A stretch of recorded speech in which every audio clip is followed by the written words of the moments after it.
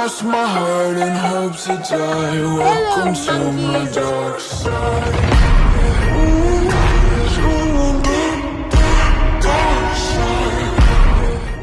The story continues with Goku wandering off into Bulma's laboratory. Upon seeing Bulma, he said, "Hi Bulma. What are you up to?" A cheering Bulma responds to Goku by saying, "Goku, what brings you here today?" "I have a favor to ask you," said Goku. "I broke Gohan's computer and I'm sure I don't have to tell you how Chi-Chi can be. I was wondering if you could fix it for me."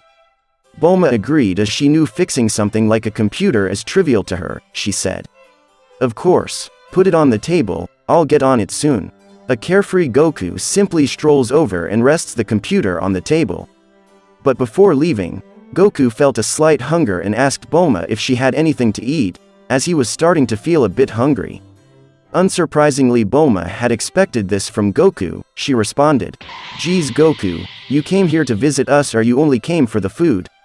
In any case, you are right on time, we are about to eat soon." Goku was happy after hearing what Bulma had said and he waited. After a few minutes had passed, Goku got curious and asked Bulma what she was doing. Bulma was very busy, as we can see her working on some type of device. She said, "I'm working on my new invention, it's called a dimension machine." Goku got curious as he asked, "What is it for?" Bulma got angry at Goku's many questions and said, "It does dimension stuff," as she too didn't know what it does. She only saw it in a movie and was inspired to make one.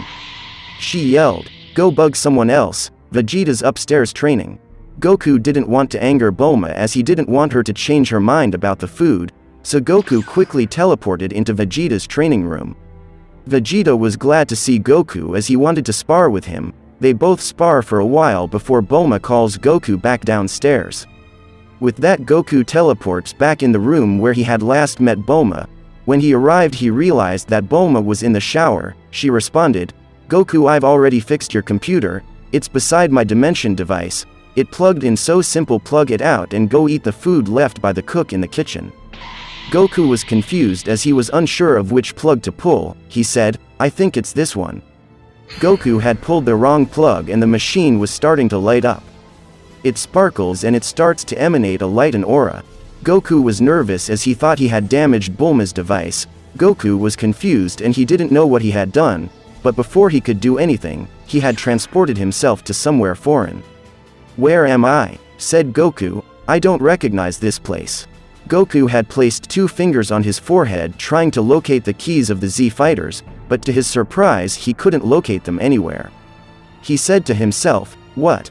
Where could everyone be?" He began to call out Flying Nimbus. Surprisingly, it too didn't show up. He said, "This is weird, it usually finds me wherever I am, I'll just ask around."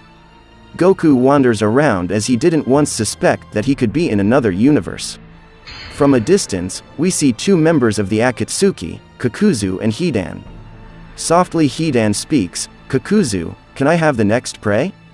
"No," said Kakuzu, "you stupid, ceremony takes too much time, so just shut up, I don't want to talk."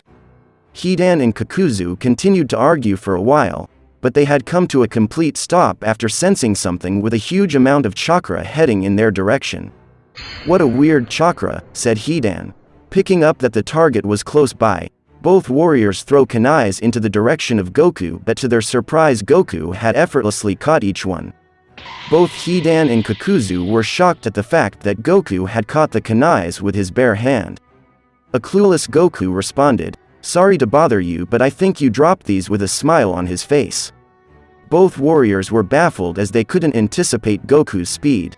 Kakuzu said, "How is that possible? A genjutsu?" "Yes. We must be trapped in a genjutsu. This is the only explanation. No one is blessed with such speed." Feeling as if he is trapped in a genjutsu, Kakuzu began to inflict self-harm in order to snap out of it. Hidan, being stupid as he is, said yes. This totally makes sense, proceeding to pierce himself in the stomach. Goku looked on in confusion as he didn't understand what these 2 fellows were doing. He said, "I was hoping to ask them for directions, but these people are really weird." Witnessing that, Goku left in search of home. Goku had picked up traces of faint life forces and decided to teleport where he had sensed it. Upon arriving, Goku realized that it was a village, but as he tried to enter he was stopped by ninjas of the Hidden Leaf. They said, "Halt! Who are you and where is your pass, sir?" A confused Goku responded, "A pass? I don't know what you mean, I'm just trying to get something to eat before searching for Satan City." "Okay, is this man thoughtless or he might just be a very lame spy?" "I'm sorry, but movement within the village without a pass is prohibited," said one of the guards. Goku was confused, so he had made up his mind to just head home, but he still didn't know where he was, so he proceeded to ask the guards a question. Out of nowhere the guards panic as they said, "I knew it. You come to get information, you are a spy, capture him now."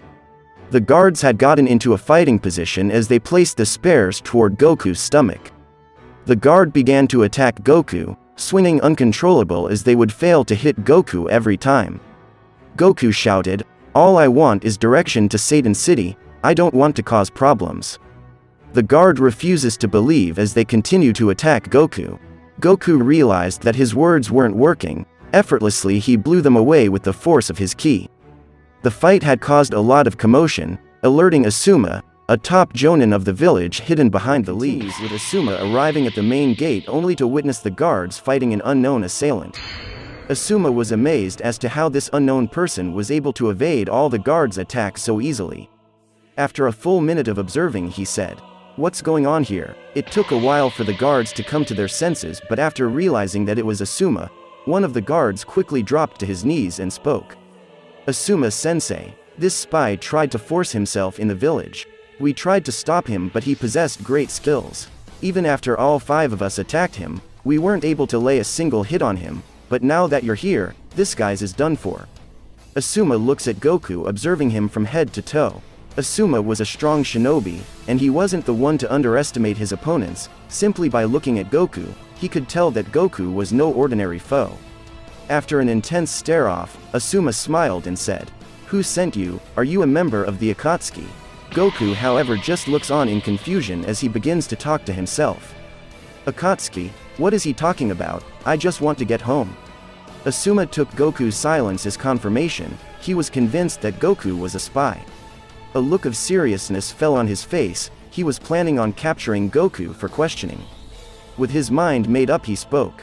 "I have to admit that you do look strong and your chakra is a strange one, but here in this village spies don't live for very long." "No wait," said Goku, but after being in countless fights and after seeing the expression on Asuma's face, it was clear to Goku that this guy wasn't feeling very chatty. Asuma responded by saying, "No need to try and talk yourself out of this, let's see how strong a member of the Akatsuki is." With a loud noise, Goku's stomach starts to rumble. After the day he had, Goku had completely forgotten his quest for food. "I know this is not the moment for this, but do you have anything to eat first? I'm starving." Asuma, however, looked at Goku and spoke. "Are you seriously underestimating me? Is this how the Akatsuki function? Okay, how about this, if you somehow manage to defeat me, I'll give you something to eat." Goku was the happiest guy alive, with a face so sweet he spoke. "Seriously? Yep, but don't think you'll lasted 10 seconds against me." Gripping his chakra blade, at full speed, he charged at Goku. Asuma was correct, it did over in less than 10 seconds with Goku's feet planted in his face. "Don't forget that promise," said Goku. The guards were baffled as to what they had just witnessed. So much that one of them spoke. "Asuma-sensei was defeated that easily, who is this guy?" A few minutes pass and we can see Asuma keeping his word by treating Goku to a meal. But he soon realized that he had made a mistake by telling Goku that he should eat as much as he could. Goku was starting to clean the entire restaurant out of food. Not wanting to go back on his words, he switched the subject and spoke. "Where did you learn genjutsu? I didn't even notice it until it was too late." "Genjutsu? What is that? Is that some kind of delicious food?" said Goku. "No, you idiot. The thing you used to defeat me earlier." But before Goku could speak, Kakashi walked into the shop. "Asuma, any news from Naruto?" Asuma, however, responded by saying, "Nope, since he left the village with Jiraiya a year ago, he totally forgot us." Asuma laughed as he began to crack a joke. "When he's back, he might be stronger than even you, Kakashi." Kakashi, however, looks at Asuma with a sarcastic face and speaks. "Little Naruto, are you kidding me? With a glance to the right he saw Goku stuffing his face with food. "Who is your new friend?" said Kakashi. Goku didn't pay them any mind as he was too busy eating and ordering more food. Asuma didn't seem to realize the enormous debt that Goku was currently putting him in, so he proceeded to talk to Kakashi. "I lost to him in a fight and now I'm stuck paying for his food." Wait, it was then Asuma remembered about Goku, but it was too late. Goku had already eaten 3 months' worth of salary. His eyes began to tear up as he couldn't understand how a human was capable of this. Asuma was destroyed as he was the one who was left with paying the bill. On the other hand, Kakashi could be seen talking to Goku. "What's your reason for being in the village and where is your pass?" said Kakashi. Goku, remembering his initial goal, proceeded to explain everything to Kakashi and told him that he was simply trying to find his way back home. "This central city you mentioned, are you talking about Konoha? This is a town that can be found in the center of the map." "Great, where can I find this Konoha?" Kakashi looks at Goku in confusion as he proceeds to tell Goku that they are in Konoha. Goku was confused as he soon realized that he was lost. He began to panic as he remembered that Chi-Chi was waiting for him at home. With no hesitation Goku jumps up out of his seat. The thought of Chi-Chi yelling at him had gotten him scared. Without saying thank you, he rushed off in hopes of finding Central City. "Wait," said Kakashi, "now that you entered the village, I can't let you leave just like that. If you're confident that you're not a spy working for the Akatsuki, then you wouldn't mind coming with me for questioning, right?" Goku was suspicious, but he knew he didn't have anything to hide, so he accepted Kakashi's request. "Asuma, hurry and inform Lady Tsunade about this incident. I will be taking Goku to Ibiki for further questioning." With that Asuma set off to the Tsunade's office. A few minutes had passed and Lady Tsunade had got word about the fight that happened between Asuma and Goku. She quickly summoned Asuma to her chambers and proceeded to ask him questions.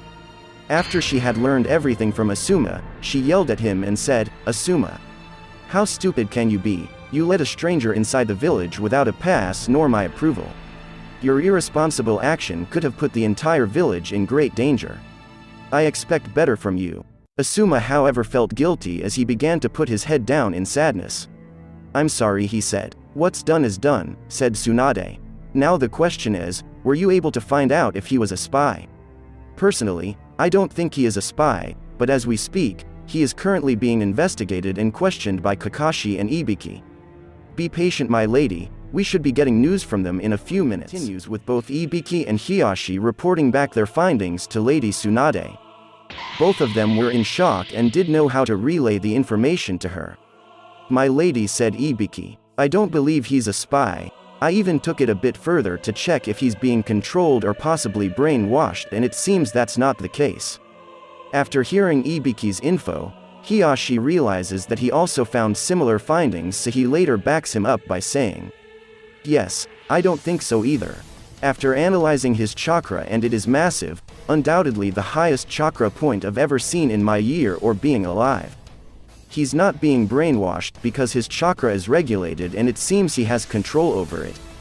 It's quite intriguing. I've never seen one person give off so much power.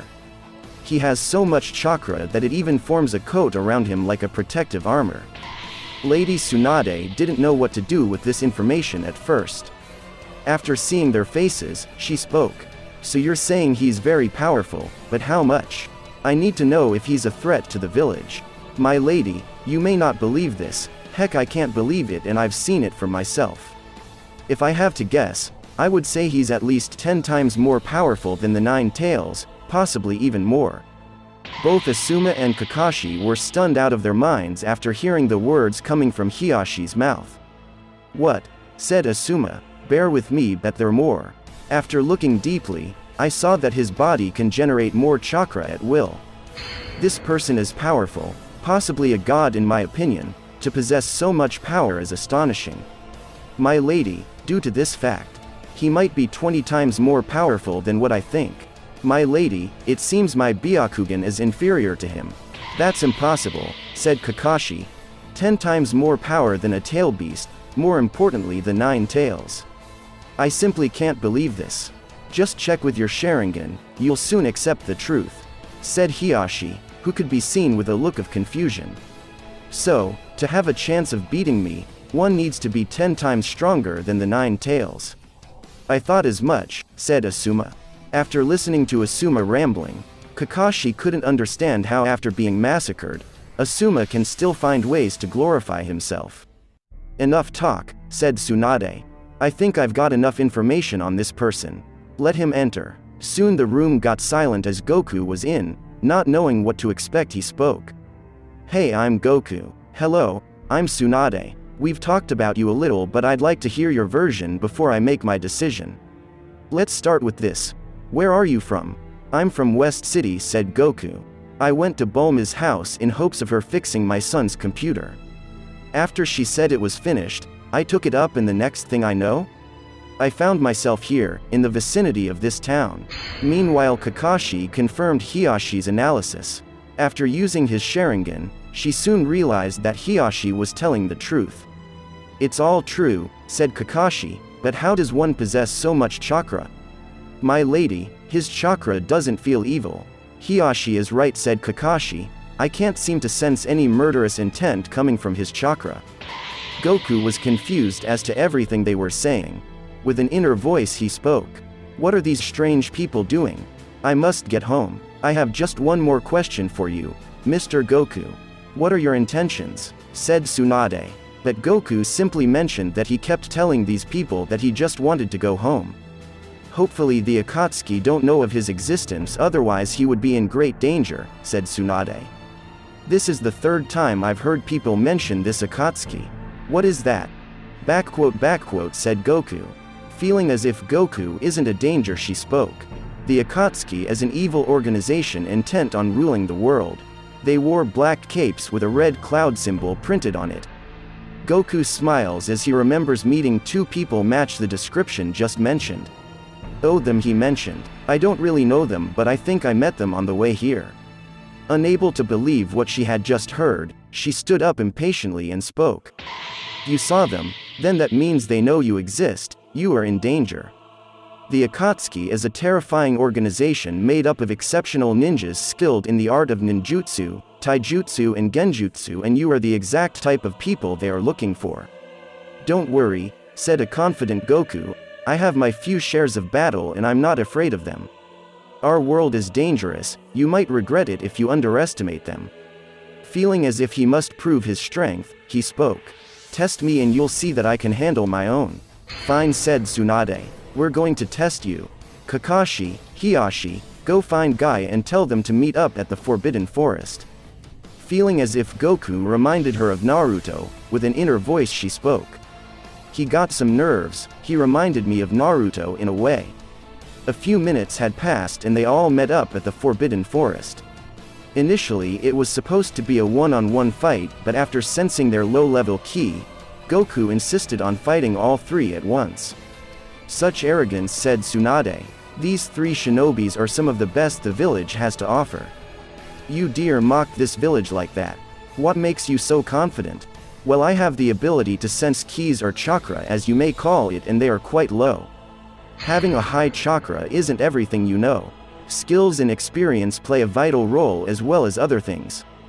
Guys, teach this Goku what it means to be a shinobi. Kakashi, Hiyashi and Guy started to formulate a strategy in hopes of defeating Goku. Seconds later Kakashi spoke. If we're following the plan, everything should be fine. I'm going to watch the fight from here. If there's any major injuries, I'll come to heal you. You can start whenever you want. After both parties decided that they were ready, the fight commenced. The Leaf Ninjas was the one to make the first move. Both Guy and Hiyashi charged in head first with Kakashi in the back for support. Blows after blows were thrown, but none seems to hit Goku. He was easily evading every single strike from the three shinobis. Realizing that their speed was inferior to Goku's, Kakashi jumps back and prepares to launch one of his most powerful fire jutsu. Guy and Hiyashi understood the assignment and they both quickly jumped out of the way. Kaden Gukaku no Jutsu, said Kakashi as he blew a huge ball of fire in the direction of Goku. The blast was massive as the flames could be seen from miles. Goku, feeling as if he didn't need to move, stood still and allowed the blast to hit him dead on.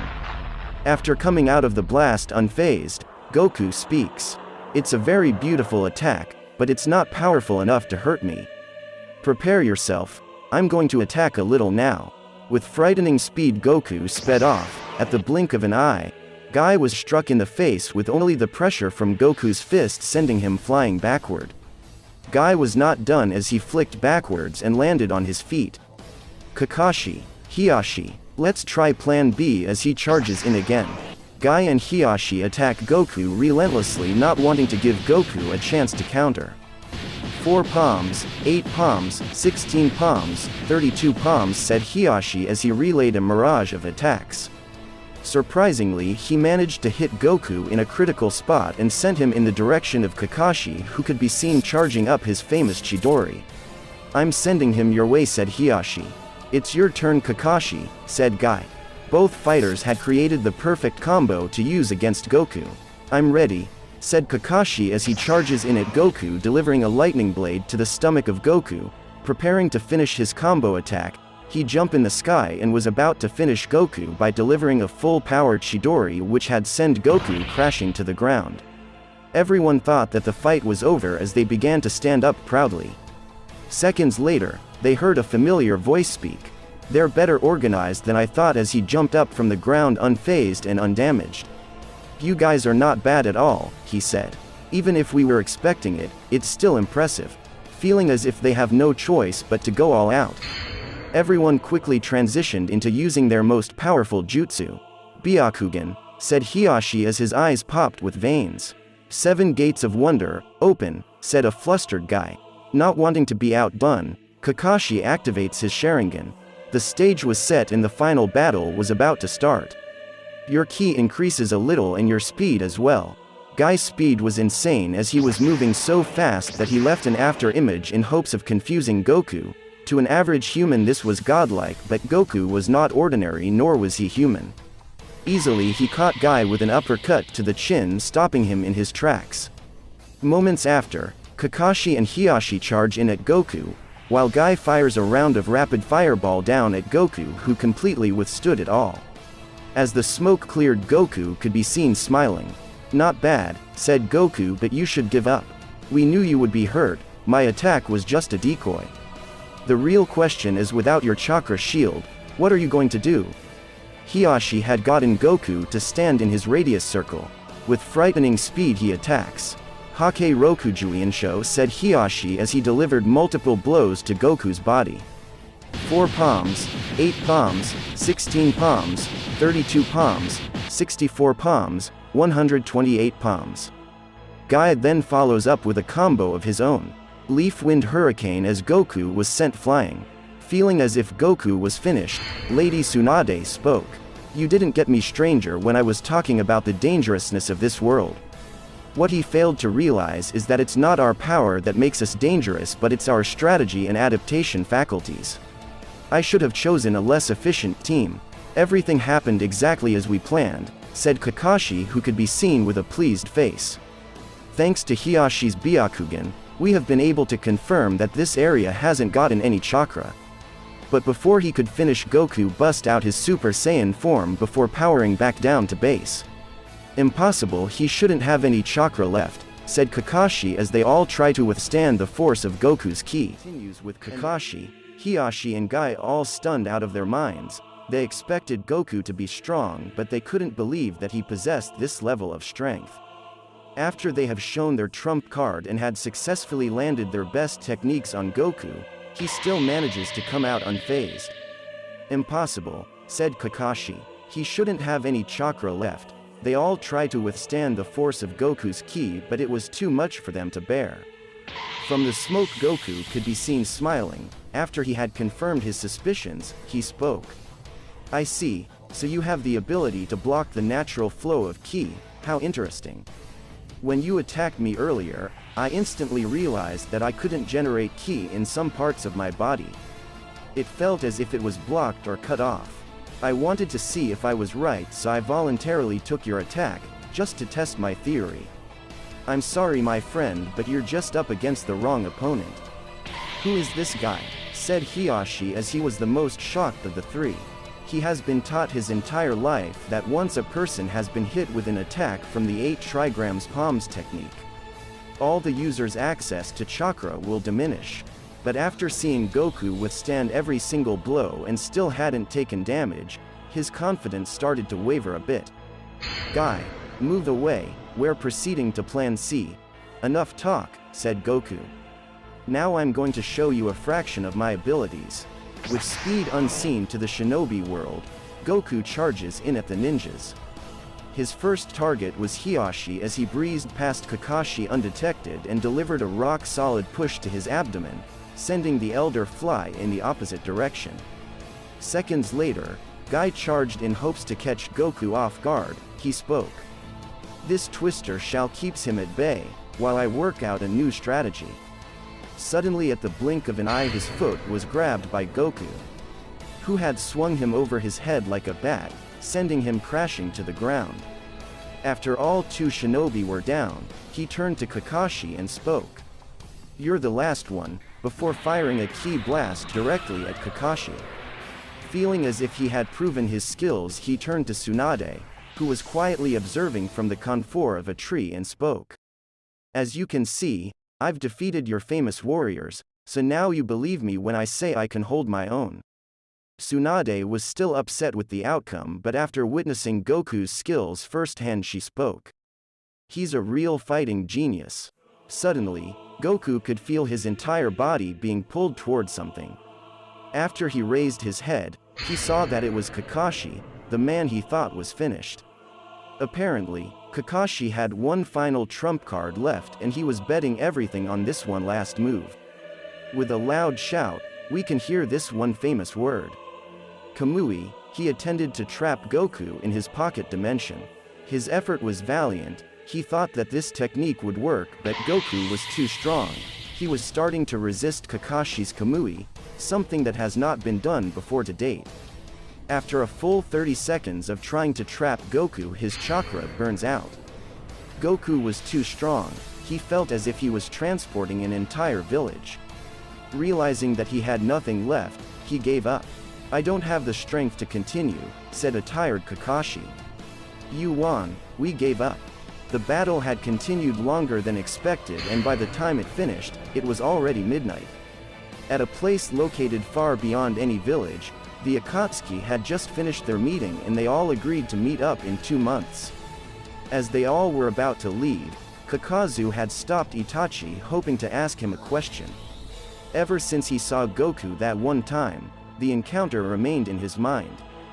Feeling bothered, he had to clarify something with Itachi. "Itachi, wait," said Kakuzu. "I must ask you some." "Out with it," said Itachi, who was in no mood to talk at the time, but after seeing how troubled Kakuzu looked, he indulged him. "Out of all of the Akatsuki members, you are the most skilled at genjutsu. I slipped through one case not long ago and I need your point of view on the matter." "Well, I'm listening," said an impatient Itachi. After that, Kakuzu starts telling Itachi about this mysterious man and both his and Hidan's entire encounter with him. After a long talk, Itachi's interest peaked.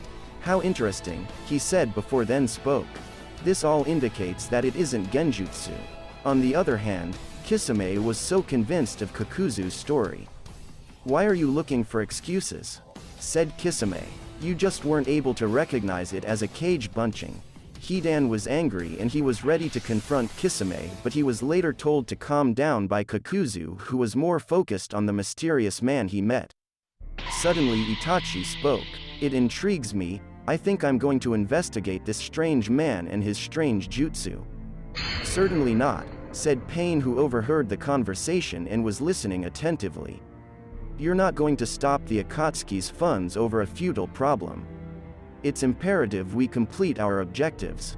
"Aren't you interested?" said Itachi. A man who was able to best both Kakuzu and Hidan is in the land of fire as we speak. For him to do that, this means that he possessed an enormous amount of chakra. I believe that it's in our best interest if we track him down. He could be a great asset to the team, or we could simply extract his chakra and feed it to the statue. If you let me find him, Kisame along with myself will triple next month's quota." Pain was a little intrigued. He had never seen Itachi so interested in something before. "Okay, fine," said Pain.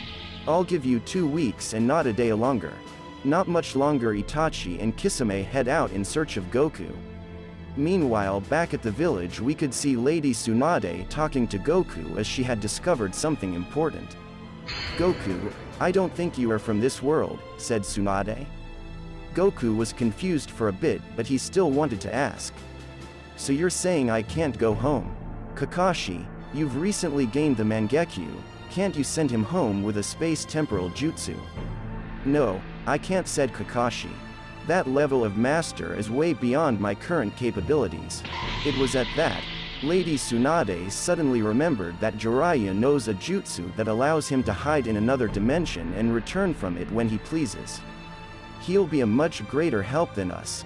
Later that day, Goku was ready to head out, but before he had left, Lady Tsunade gave Goku a photo of Jiraiya and told him where he could be found. Suddenly a mystery person from the shadow spoke. "So a being more powerful than Kyuubi, you say? And Tsunade is just letting him leave, just like that. How interesting. I must get my hands on this jutsu. With his jutsu added to my own, I'll be sure able to overthrow Tsunade and become the leader this village needs." Things are about to take an unexpected turn and Mother Fate is on my side. Our story continues with both Saiyans fully transformed into what was known by every Dragon Ball fan as an Ascended Saiyan. Reality had struck, and the Saiyans were now forced into accepting the truth that in their previous form, both of them were equal in strength and power. However, this little display of power didn't last for very long, as in an instant, Goku and his female counterpart were back at it again. Both Saiyans blast off in the sky like a rocket, leaving an abundance of uncontrollable wind and energy behind to wreck the earth. Goku, having a bit more experience fighting at this level, quickly takes the initiative to go on the attack. Mid-flight, while the female Saiyan was trailing behind him, he quickly turned around, and at point-blank range, he surprised the female Saiyan with a ki blast to the face, leaving her helpless as she tried her best to block the incoming blast. The explosion could be heard from miles away as immediately on impact, the blast exploded, leaving a tremendous cloud of smoke behind which hastily spreads throughout the vast blue sky. Suddenly, the familiar sound of a Super Saiyan 2 ki could be heard as the female warrior charged out of the thick cloud of smoke unharmed. With speed less than a second, she launched a terrifying spinning kick which Goku somehow managed to detect and block. Goku had completely shut down her attack, and very quickly at that, while he followed up with a counter of his own, sending the Saiyan woman flying back in the distance. Goku was going for the kill as the Saiyan could be seen in a familiar stance, while he hurriedly charged up his signature technique. Not wasting any precious time, he fired his Kamehameha directly at the Saiyan while she spiraled back uncontrollably throughout the bright blue sky. Just like a missile, the beam had locked on its target, and with unseen speed, it tore through the wind as it propelled itself forward. Suddenly, the beam had reached its target and on contact, it detonated, triggering an enormous explosion that rocked the Earth's surface as the radiation from the blast had vaporized a huge chunk of the forest below. This was it for Itachi. Outside of the Genjutsu, the rogue shinobi had fallen to his knees. His sight started to dim pale as the light began to fade from his eyes, showcasing to the viewers what it actually looks like when the Mangekyu have been overused as blindness began to creep around the corner. This huge decrease in chakra has caused the Genjutsu to weaken. Itachi desperately tries to maintain control, knowing that if the Genjutsu breaks, shortly, death will surely follow. Suddenly, something mysterious began to happen to the female warrior's body, leaving Goku to feel a bit confused. "Her body, why is it fading?" said Goku. "It's disappearing then reappearing. Don't tell me she knows how to perform the after-image technique as well." "Sweet," said Goku as a smile began to break out on his face. "She really does know how to perform all of my techniques." Traveling back outside of the Genjutsu, Kisame would have noticed Itachi's weakened state. He soon came to the realization that Itachi was running low on chakra and was desperately in need of assistance. "And then everyone says that I'm the stubborn one," said Kisame while he silently gave Samahada a few instructions. "Samahada," said Kisame, "absorb as much chakra as you can from my body, but leave me a small amount so I can protect myself." Suddenly, chakra began to flow out of Kisame's body at a rapid rate, and in seconds, up to 90% of his chakra was extracted. Knowing this fact, Kisame quickly tossed Samahada into the direction of his comrade Itachi, and on contact, The sword instantly wrapped itself around Itachi's body, while proceeding to feed Itachi all of the ki that was stolen from Goku and also the remaining chakra absorbed from Kisame. Kisami's weakened chakra didn't do much, however, Goku's ki had completely restored and recovered Itachi's chakra, making it far more powerful and potent than ever before. "So much chakra," said Itachi. "My body is brimming with power." Itachi's control over Goku's mind had increased significantly. "This is the power that I've long yearned for," said Itachi, "and now that I've had a taste, I must have more." "Kisame," said Itachi, "are you sure you're okay? You've lost quite a huge amount of your chakra." "I'll manage," said Kisame. "Take a look in the distance, there's an abundance of chakra that I can absorb from that nine-tail brat." "I see, wait," said Itachi as something began to run back in his mind. "There is one thing I don't understand. Why didn't you use this stranger's chakra for yourself?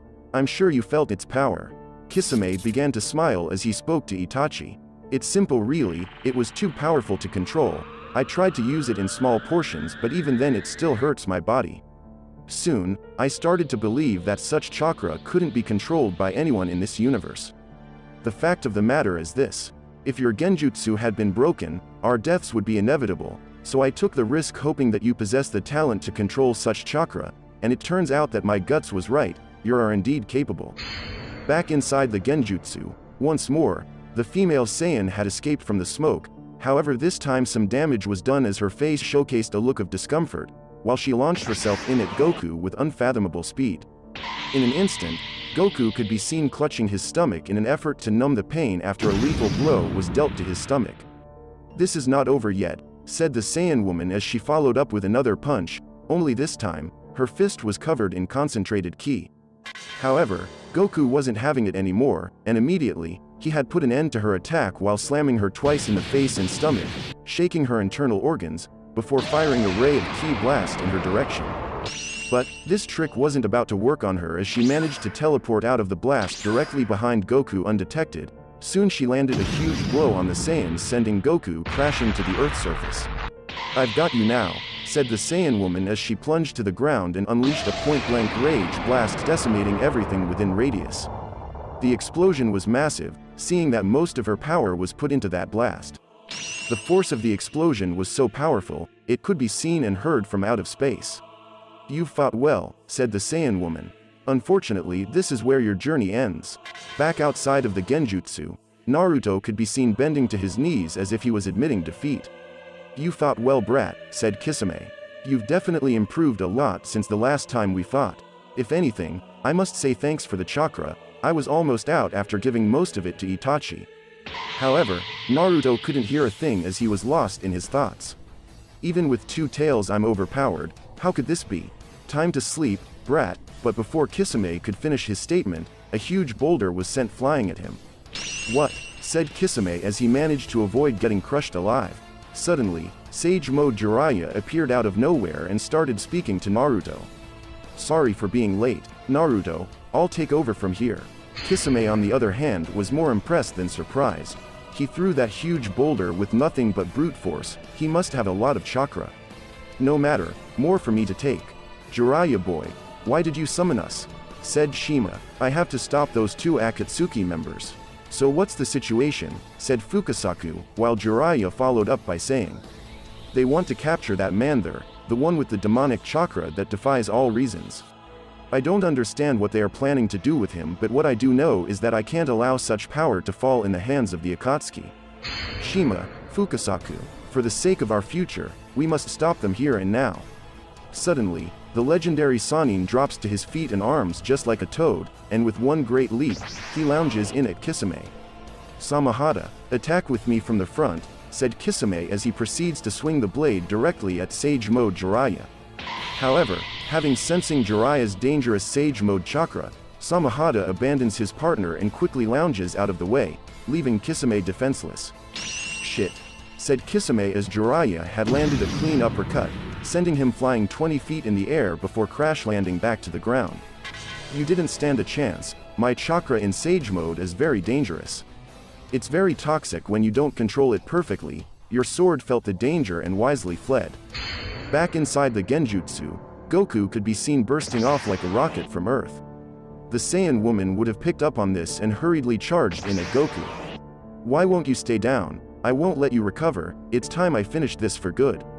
However, before she could even get close, a tremendous surge of ki had blown her back, forcing her to abandon her attack. Suddenly, Goku's ki began to increase at a rapid rate. His face and neck began to pop vein as his entire body began to bulk up. Immediately, a ray of light began to shine out in the atmosphere as Goku's battle roar could be heard from miles away. Instantly, Goku had managed to transform into his legendary Super Saiyan 3 form, shocking the universe as even members of the Otsutsuki could sense Goku's overwhelming chakra from beyond Earth's galaxy. "Did anyone felt that huge surge of chakra?" said Kinshiki. "I wonder if it belongs to Kaguya. Quickly, locate where in the universe it's coming from," said Momoshiki. However, back outside the Genjutsu, Jiraiya could felt a huge surge of chakra erupting out of Goku. The force of Goku's ki was so powerful, it managed to stun Jiraiya in his tracks. "His chakra is even stronger than before, I can sense his killing intent. Where the hell is this guy from?" Itachi was also stunned as he never once thought that Goku was suppressing this much chakra. "Even with my boost in chakra, it's still hard to maintain control over this guy." At this moment, the Genjutsu could break at any time. Far beyond the hidden leaf village, our story continues with both Shikamaru and Temari discreetly hidden from everyone under a tall tree in the middle of a forest. There we can see the two lovebirds doing something that every Naruto fan knew was eventually going to happen. Suddenly, a huge gust of wind rushed by, while an abundance of ki quickly followed dangerously behind. "What was that?" said Shikamaru as he could only look away, frozen with terror. "Shikamaru," said Temari, "if you keep a beautiful girl like me waiting any longer, I'm going to break your legs." However, Temari's threat didn't seem to faze Shikamaru as a far more dangerous threat was lurking in the distance.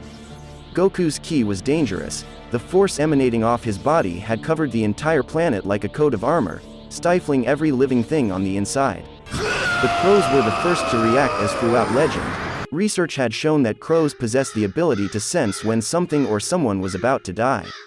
Yet, for some reason, the crows were now going against their natural instinct.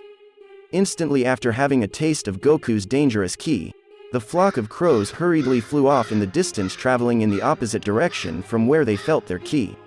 Unexpectedly, the once bright blue sky began to darken as a blanket of cloud covered the entire planet. Suddenly, a ray of lightning followed, giving off an impression as if the world was about to end. Soon, the weather pattern started to change as the night sky was filled with Goku's aura, showcasing a power that was unseen to this universe. "Son Goku," said Lady Tsunade as she instantly recognized the wielder of this terrifying chakra. "I knew that Son Goku possessed an immense level of chakra, but never in a million years has anyone ever thought he was capable of this," said Tsunade as she continues steering on in total confusion. Yondaime was also stunned as he never knew that the Leaf Village possessed such power under their control. "Tsunade," said Yondaime, "does this dreadful chakra belong to that Goku fellow?" However, before Lady Tsunade could answer his question, the story hastily switches to the Akatsuki's hideout. There, we could see every member of the Akatsuki look up at the abundance of lightning striking down from the darkened sky. "It seems Itachi had bitten off more than he can chew," said Pain as he was the only member who kept a straight face through the destruction of the planet. "Forget resurrecting the 10 tails. This stranger's power far surpasses all the tailed beasts combined. We must capture him." Minutes that felt like hours had passed by, however Goku's ki had no intention of slowing down.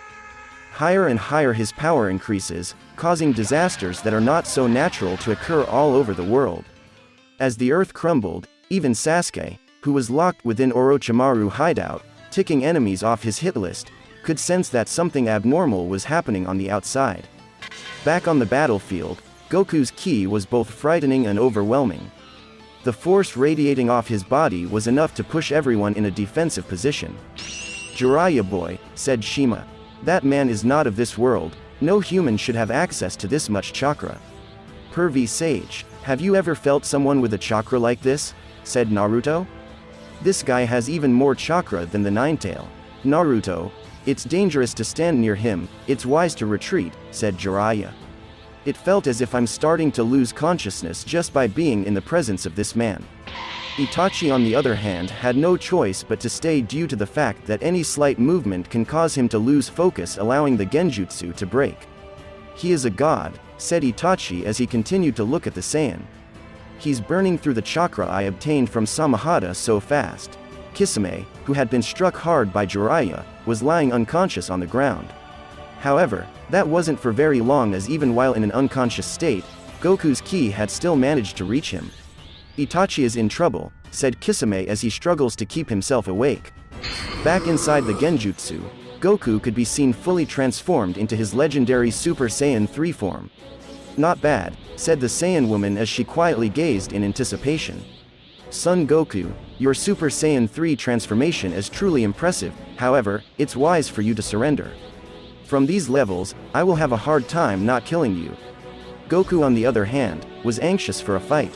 Being in his Super Saiyan 3 form had clouded his judgment. With confidence, the Saiyan looked back and spoke to his opponent. "Don't worry about me, you should be worried about yourself."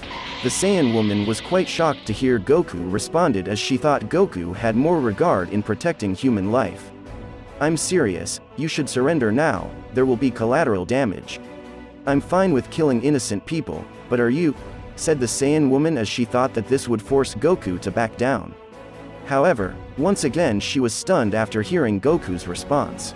"When I'm back home, I'll use the Dragon Ball to resurrect everyone on the planet." You shouldn't make decisions while in Super Saiyan 3. The euphoria of that transformation prevents its user from having a clear train of thought. It's worse than Super Saiyan 2. Go back to normal so we can talk. Suddenly, the lightning flashes as Goku clenched his fist firmly, and with just 3 words he spoke. "Don't worry, I'm fine." This confident attitude displayed by Goku had gotten on her nerves. "Your choice," said the Saiyan woman as in an instant, the wind blew calm before bursting out in the atmosphere. Suddenly, her ki began to increase at an astronomical pace, cracking the very earth where she stood. "This level will be enough for you," she uttered. However, Goku wasn't impressed with her little display of power. "Why aren't your powers increasing to the level of a Super Saiyan 3?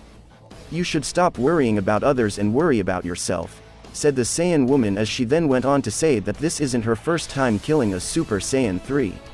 Suddenly the atmosphere got silent as the words spoken from her mouth had managed to pique Goku's interest.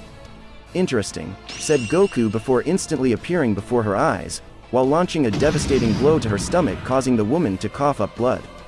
The blow was so powerful that even the force from the punch was enough to create a huge crater in the center of the battlefield. Within seconds, her oxygen was cut off as she continuously gasped for breath. "When did he move?" said the Saiyan woman as she continued to hold her stomach while she proceeded to cough out her lungs. However, Goku hadn't let up with his attack. Within milliseconds, he charged in and grabbed her face before she even had the time to react. Instantly, he releases a powerful blast at point-blank range to the face of the Saiyan woman, triggering a massive explosion that had even split the Earth's core outside of the genjutsu.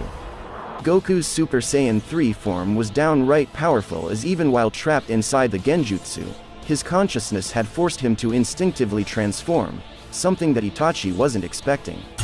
Outside of the genjutsu, Kisame was on his last leg as he could be seen struggling to remain conscious. "I don't have any chakra left in me, my body is falling apart." Kisame was desperately trying to stand up. His body was beaten to a pulp and was drained of its chakra. "Itachi is vulnerable right now, I must find the strength to protect him." However, a very angry monster had awakened from its slumber and had taken notice of Kisame. "Fish face, where do you think you're going?" said Naruto. "You're going to regret everything that you people had put Sasuke through." Suddenly, Kisame's entire body was gripped tightly with the Ninetales chakra.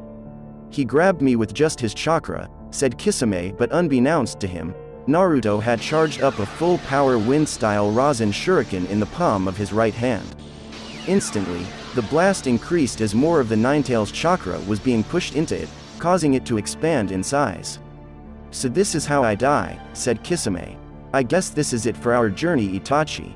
Within seconds, Naruto's wind-style Rasen shuriken had come in contact with Kisame, causing him to yell out in agony. The explosion had catapulted his body mid-air as the Angel of Death creeps near, ready to take her next soul. However, before Kisame's body could hit the ground, He was caught by his trusted partner, Samahata, who started to give him chakra, allowing him to regenerate the huge hole that was in the middle of his stomach. "Samahata," said Kisame, "I thought you'd left me."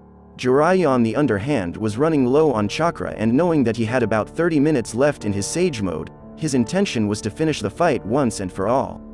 "Stay back, Naruto, I'll handle him." Suddenly Jiraiya began to realize the full extent of his powers. His chakra quickly became more potent and poisonous than ever before. "He's gonna attack me with his chakra," said Kisame. "This means no more regeneration for us." With extreme haste, Kisame yelled out, hoping that Itachi would hear him. "Itachi, they've analyzed the way how I function, I won't be able to protect you anymore." Itachi had overheard Kisame, and he soon started to question his faith. With an emotionless face expression, he stood in the exact spot he was when the battle first started and spoke to Kisame. In other words, if the situation doesn't change, we're both going to die here. The terrifying sound of the thunder began to roll as the lightning continued to flash, damaging the earth in the process. "Kisame," said Itachi as he had come to a conclusion after assessing their current situation.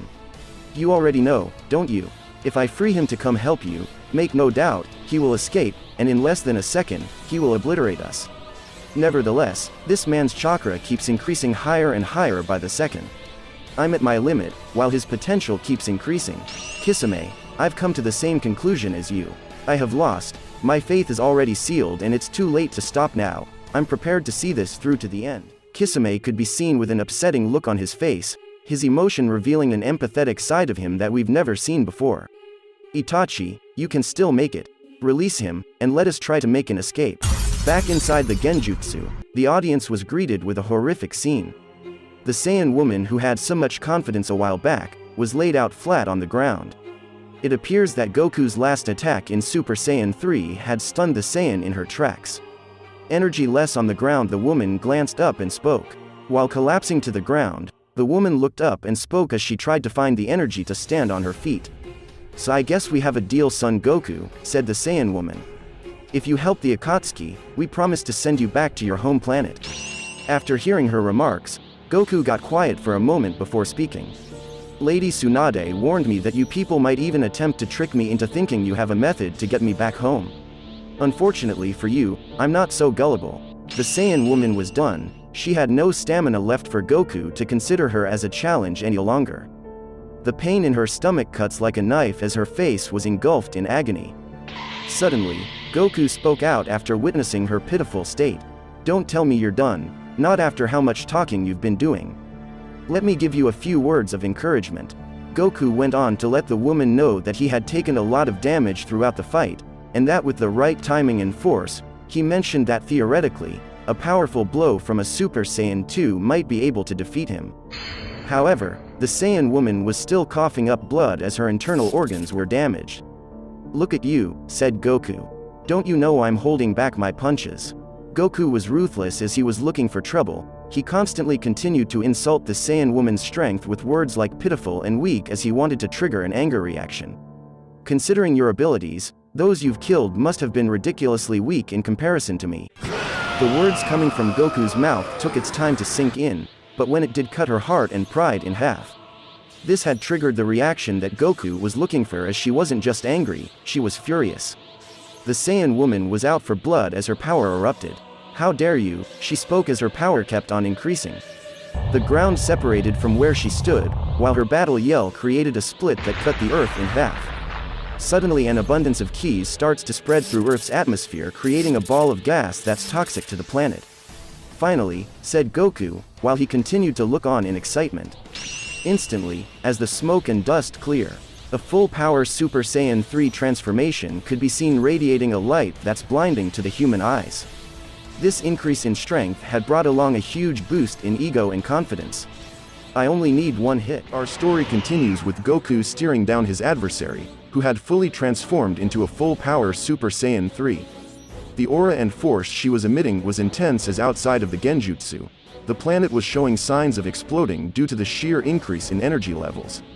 The strength of both warriors kept increasing, pressing Itachi into a corner. This drastic increase in power had put a strain on Itachi, forcing him to realize that his chakra was almost fully tapped out. Knowing that if Goku breaks free, their death is inevitable, he desperately tries to hold the jutsu together.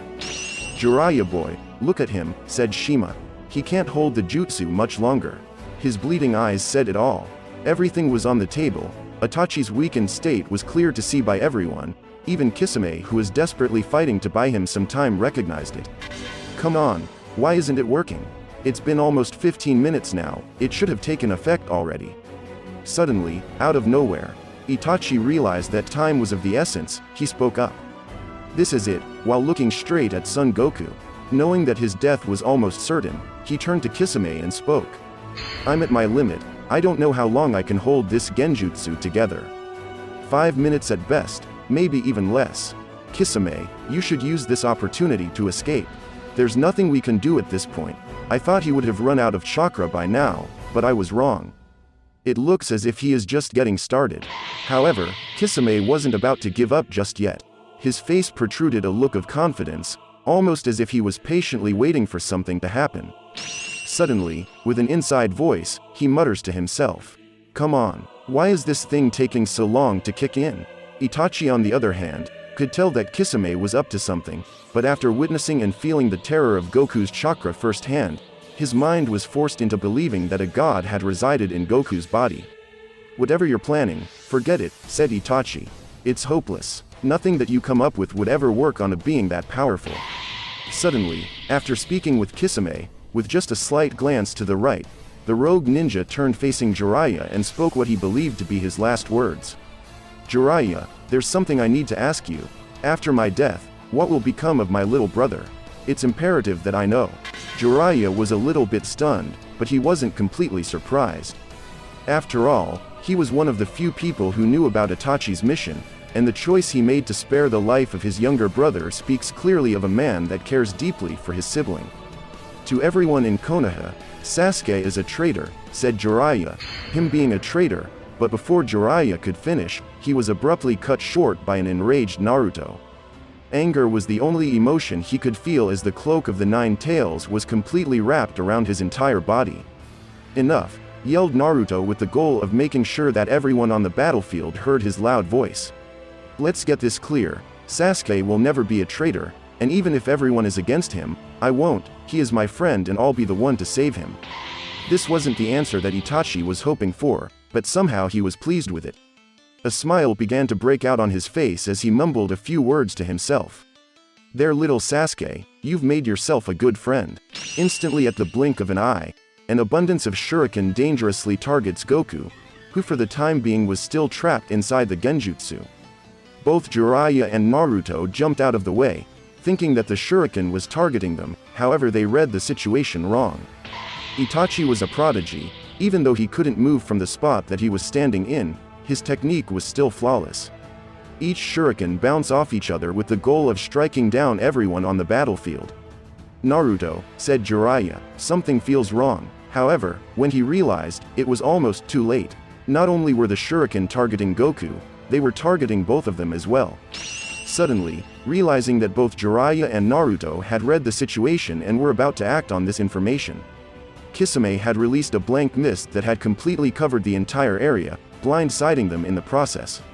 "A mist," said Jiraiya as he was completely caught off guard. "Who did this?" he yelled before remembering Kisame. The shuriken targeted them like a hawk, soaring down from the sky searching for its next prey. However, Jiraiya, being the legendary Sannin, evades every single one. "That bastard. It doesn't matter anyway, with all this wind, he won't be able to keep it up much longer." Outside of the mist, the shuriken that was targeting Goku had reached its target.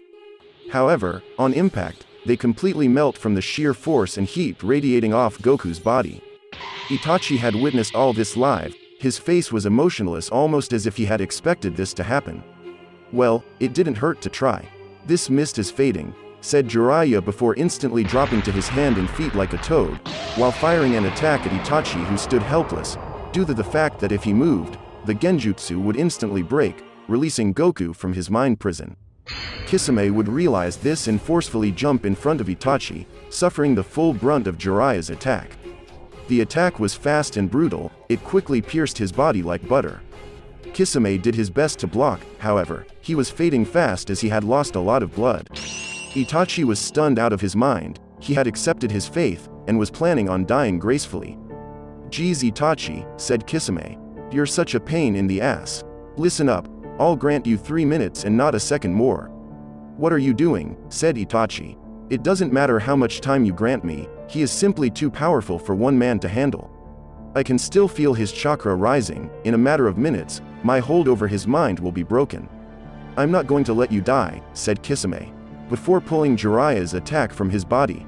"If we survive this, no, when we survive this, you owe me a meal from your favorite restaurant."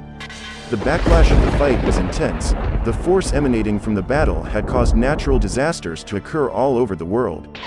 Such a level of power didn't go unnoticed as far beyond the battlefield. Zetsu, a member of the Akatsuki, was observing patiently from deep within the forest. "Well, would you look at that," replied Zetsu. "We are not used to seeing you expose yourself, Obito." Suddenly out of nowhere, Obito had transported himself directly to the left of Zetsu by using his Kamui. "What is the situation?" said Obito. "I can feel Itachi's chakra dropping fast." Realizing that time was of the essence, Zetsu spoke. "Itachi had caught up with his target and now he's fighting that man as we speak. It appears he had trapped this man in a genjutsu, but the way it is now, it could break any moment. Kisame is trying his best to protect him due to the fact that Itachi can't afford to move or else he might lose focus. The situation is bad. Not only is he protecting Itachi, he's doing it while fighting the legendary Sannin in the Nine Tails. What are your orders?" "Based on my observations, this man's chakra is quite dangerous." Obito's gaze was locked in, his attention was grabbed and his interest was at its peak. "So, they're fighting Jiraiya and Naruto as well." Zetsu was confused as he didn't know who Obito was talking about, so out of curiosity, he asked, "Who is Naruto?" "It's the boy," replied Obito, "the Jinchuriki that holds the 9 tails." "I'm surprised you know the names of all the Jinchurikis," said Zetsu. "Not all," yelled Obito. "Just him." The conversation was cut short as Goku's ki kept increasing. The planet was in total chaos, due to not being able to withstand such force being plunged into it. Instantly, at the blink of an eye, a bolt of lightning strikes down from the heavens, leaving a huge crater in the middle of the forest directly where both Zetsu and Obito were. The light from the lighting was blinding as Zetsu had covered his face in effort to protect his eyes from being damaged. "I don't understand," yelled Zetsu. "With such a huge difference in power between them, Itachi shouldn't be able to use genjutsu on this being, so how did he do it?" While Zetsu was completely shocked, Obito stood calm. All that was on his mind was capturing Goku.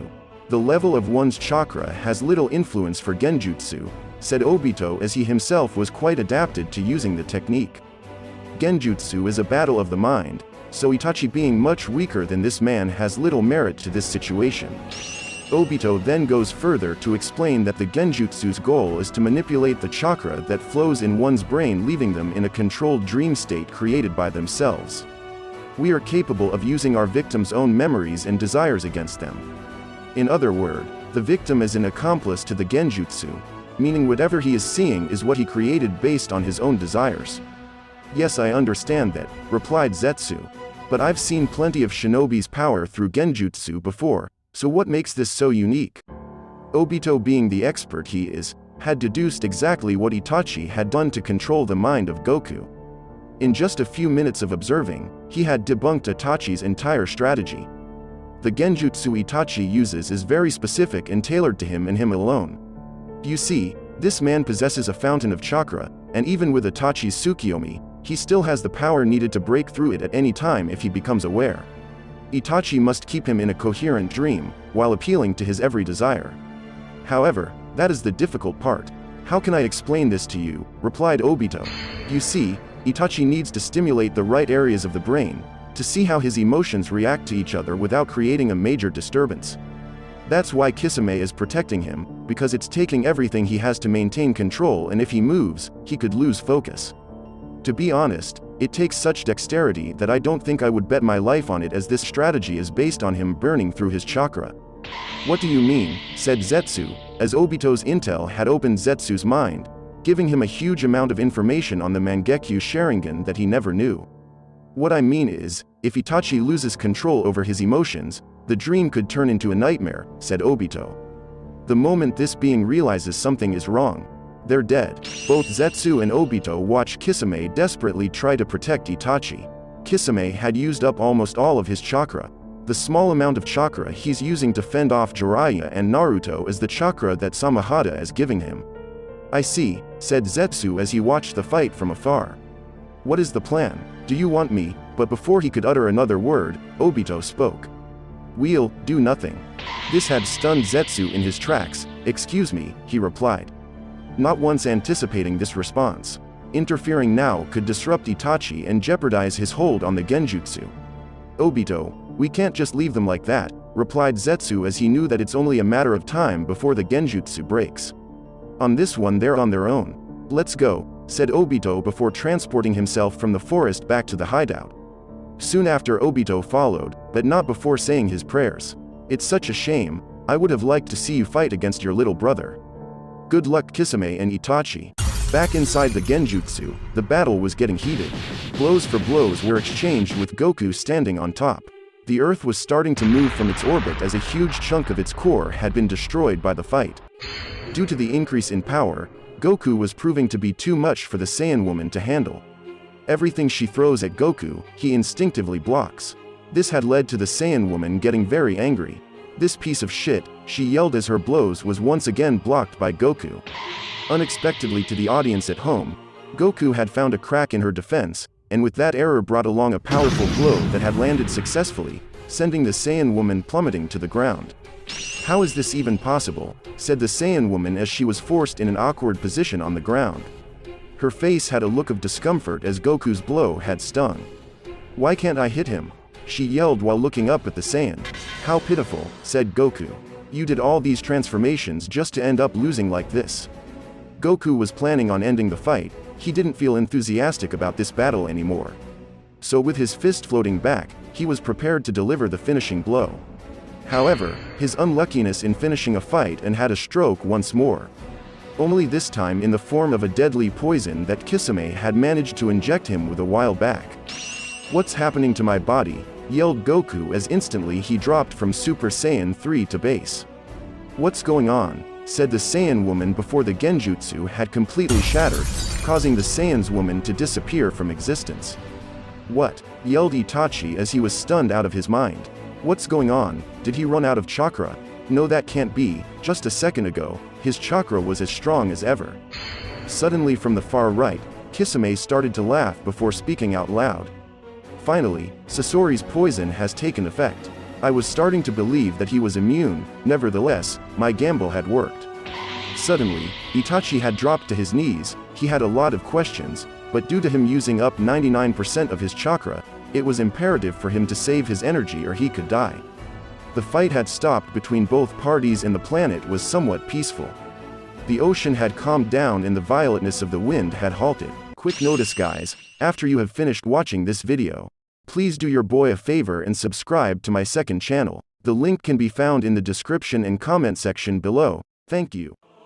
Both Jiraiya and Naruto were confused. They feel as if their mind is playing tricks on them. I don't recall seeing when he poisoned him. If he did, that would have to be before we arrived. However, that was over 3 hours ago.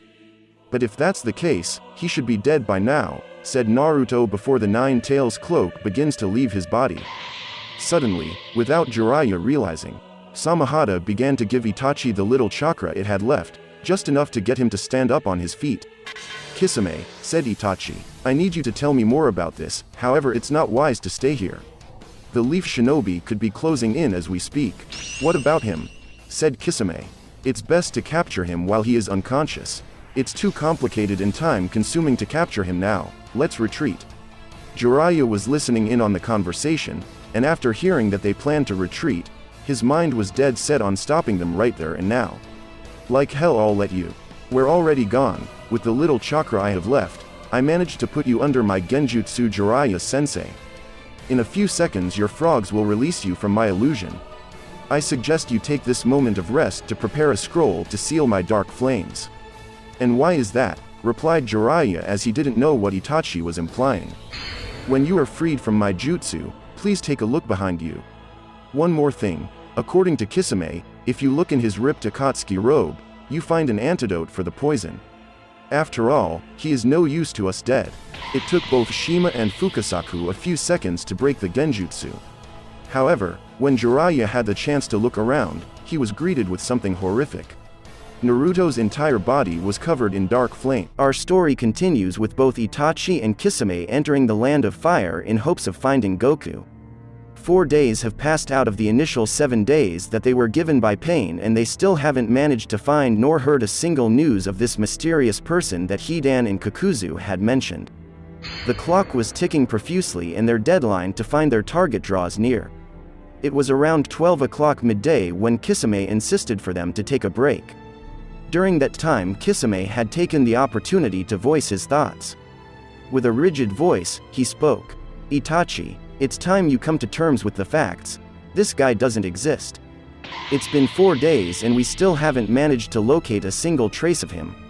We haven't even gotten any piece of intel on him, nor has anyone in this village.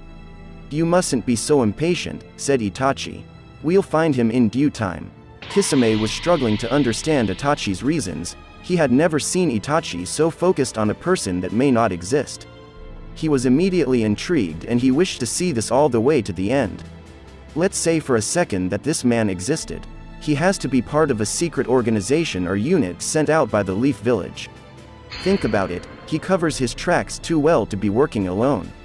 You could be right, but my curiosity has piqued. Furthermore, Kakuzu isn't a person who would lie to me.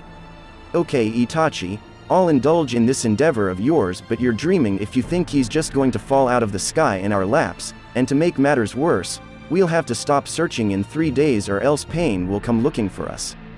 In mid-conversation, Kisame was forced to cut his speech short. Suddenly both him and Itachi could sense a massive amount of chakra traveling at great speed just above their heads. Did you feel that, Itachi? Said Kisame as they looked up in the direction where the chakra was concentrated. I don't believe, is a person flying. I've never seen nor felt anything like this. Itachi, would you say that he is our target? I believe so. It appears that Kakuzu wasn't exaggerating. This guy is strong. By simply analyzing his body, I can tell that he has at least 2 times the amount of chakra we both have put together. He's not going to be easy to bring in alive. Don't read too much into it, said Kisame. One can say that Lady Luck is on our side today. For this guy to just appear when he did is a godsend. I won't let this God-given opportunity pass us by. With a technique familiar to the Naruto world, Kisame had performed a summoning jutsu, creating a water-style shark in the process. His motive was to get the attention of Goku, so he only sent the sharks to attack Goku mid-air. Meanwhile, Goku was on his way to find Jiraiya. He was carefully following the direction that Lady Tsunade had given him. He couldn't use instant transportation as he had no idea of who or what he was searching for, so his only option was to travel the old-fashioned way. Suddenly he felt a ball of concentrated ki coming in his direction. After he had easily dodged it, he decided that it's best to fly down and check it out. What's your problem? Don't you know it's bad matters too? Before he could even finish his sentence, he immediately recognized the coats that Itachi and Kisame were wearing. With an inside voice he thought to himself, a black coat and a red cloud.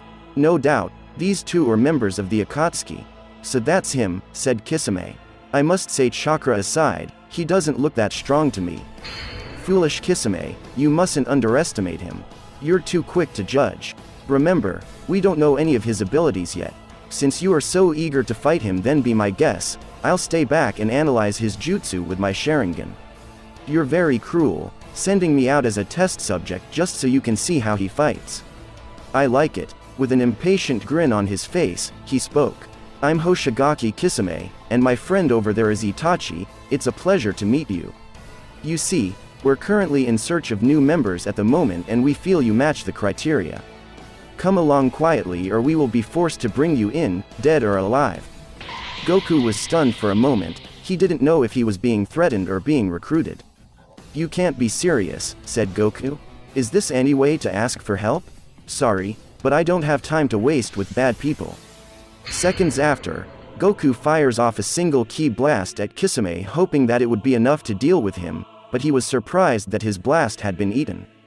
After having his fair share of battles, Kisame was on guard. With quick response, he had allowed his weapon Samahata to absorb Goku's ki blast. With a face pack with confidence he spoke. "You won't get past me so easily, my friend.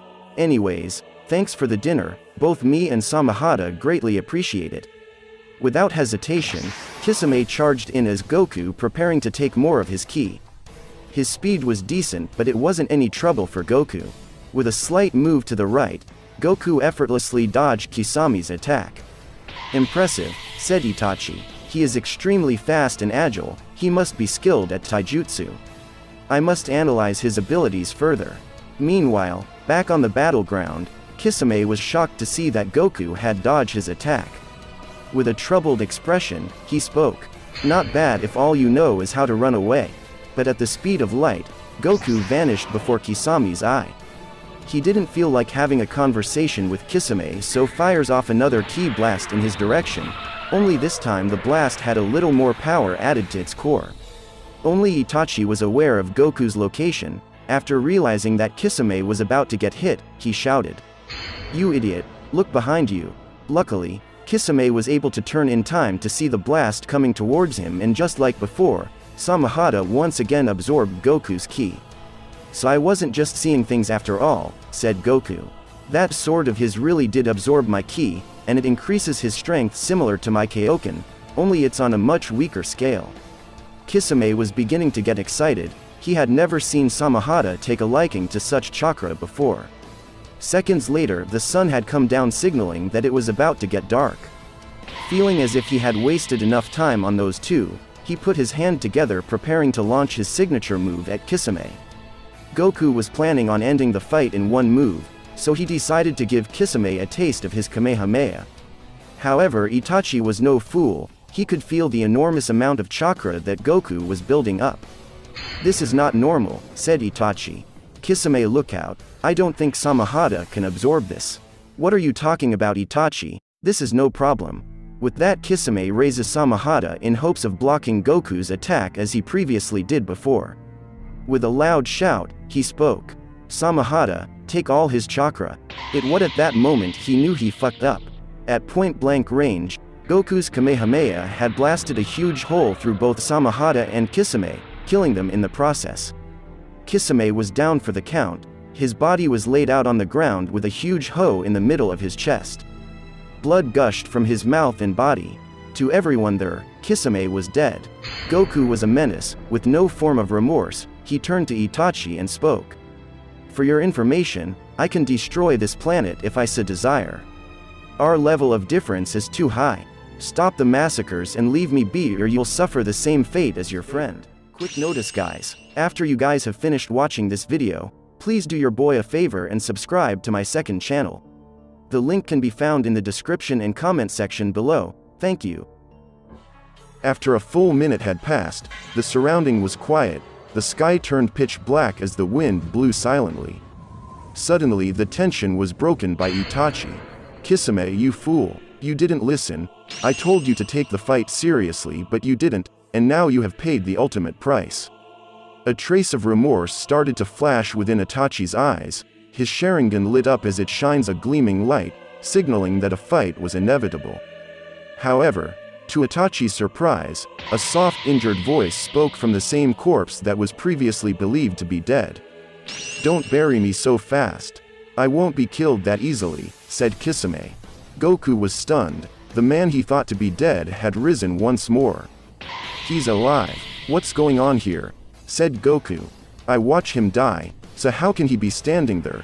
These so-called ninjas and their tricks, how troublesome." "Itachi," shouted an angry Kisame, "are you trying to see me get killed? If you sensed that his attack was that powerful, why didn't you use your genjutsu on him? If I had died, then there's no way you can reach this month quota. Regardless of how strong you are, you can't do it all by yourself." "What for?" said Itachi. "Why should I intervene? If I remember correctly, you said you've got this. Furthermore, the last time I intervened in one of your fights, you made it quite clear that you didn't need my assistance." Kisame was upset, but that didn't cover up the fact that his facial expression shows how badly injured he was. With a trace of regret, he spoke. "If it wasn't for my regenerative capabilities, I would have been a goner for sure. While looking at the huge wound in the middle of his chest, he turned to Itachi and spoke. Need I remind you that you're the one who insisted on locating this guy? With a face so serious, Itachi stood forth, both calm and collective as he stared down Kisame. After a full 5 minutes of nothing but arguing, they remembered their previous goal. With the look of business in his eyes, Itachi spoke. This isn't the time for us to be arguing, it's imperative that we stay focused on the task at hand. Now that I have your attention, after fighting him, what are your thoughts and impressions of this fighter? While you both were in full combat, I managed to gather some info based on his fighting style, but I'd like to compare your analysis with mine. Wasting no time, Kisame began to relay the information to Itachi by stating that he believed that Goku has at least twice the amount of chakra than both of them combined, if not more.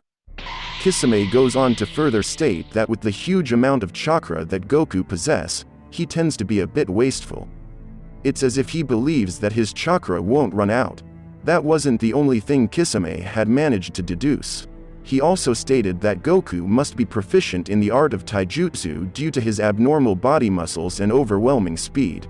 Itachi, said Kisame, this guy is very confident in his strength and he isn't afraid of conflict. His outfit has a conspicuous color and he isn't trying to go unnoticed. To the left of Goku, Itachi was listening keenly. He also had come to the same conclusion. Subconsciously, he thought to himself, with the speed this guy have shown, he could stop us at any time, so why hasn't he made a move yet? We must try to finish this quickly before he gets accustomed to our abilities. On the other hand, Goku was watching them both struggling to formulate a plan. He had decided not to attack as he wanted to see what action they would take next. Goku was intrigued and his interest was at its peak. Not remembering his initial goal to find Jiraiya, he simply stood and observed the scene. Look at his overconfident face, said Itachi. It's as if he doesn't care about information being exchanged about him. So that's how it is, said Kisame. In his mind, he's already convinced himself that he would be about to counter anything we managed to come up with. This guy really underestimated us. Suddenly the sky began to darken. The clouds spread out fast as a bolt of lightning dropped to the earth. Itachi then looked Goku straight in the eyes and spoke. Stranger, he calls out. Today, you will learn not to underestimate your opponents. Itachi's eyes glistened red. His Sharingan was now fully activated. It was as if he was looking directly at Goku's soul. You better be ready, because now the real fight begins. With not even a moment to react, Goku's mind was trapped in Itachi's genjutsu. To Goku, it felt instant. He had no time to prepare himself. The earth was completely covered in darkness with nothing to be seen in miles. He looks around with nothing in sight. Suddenly, he began to see all the enemies that he had fought in the past. Frieza was the first villain to appear, followed by Cell then Majin Buu. Despite all of this, it appears that Goku wasn't fazed. With a face ever so calm, he spoke. This is definitely a genjutsu. How unfortunate for you bastards. A look of confidence started to appear on the Saiyan's face as he soon then began to speak.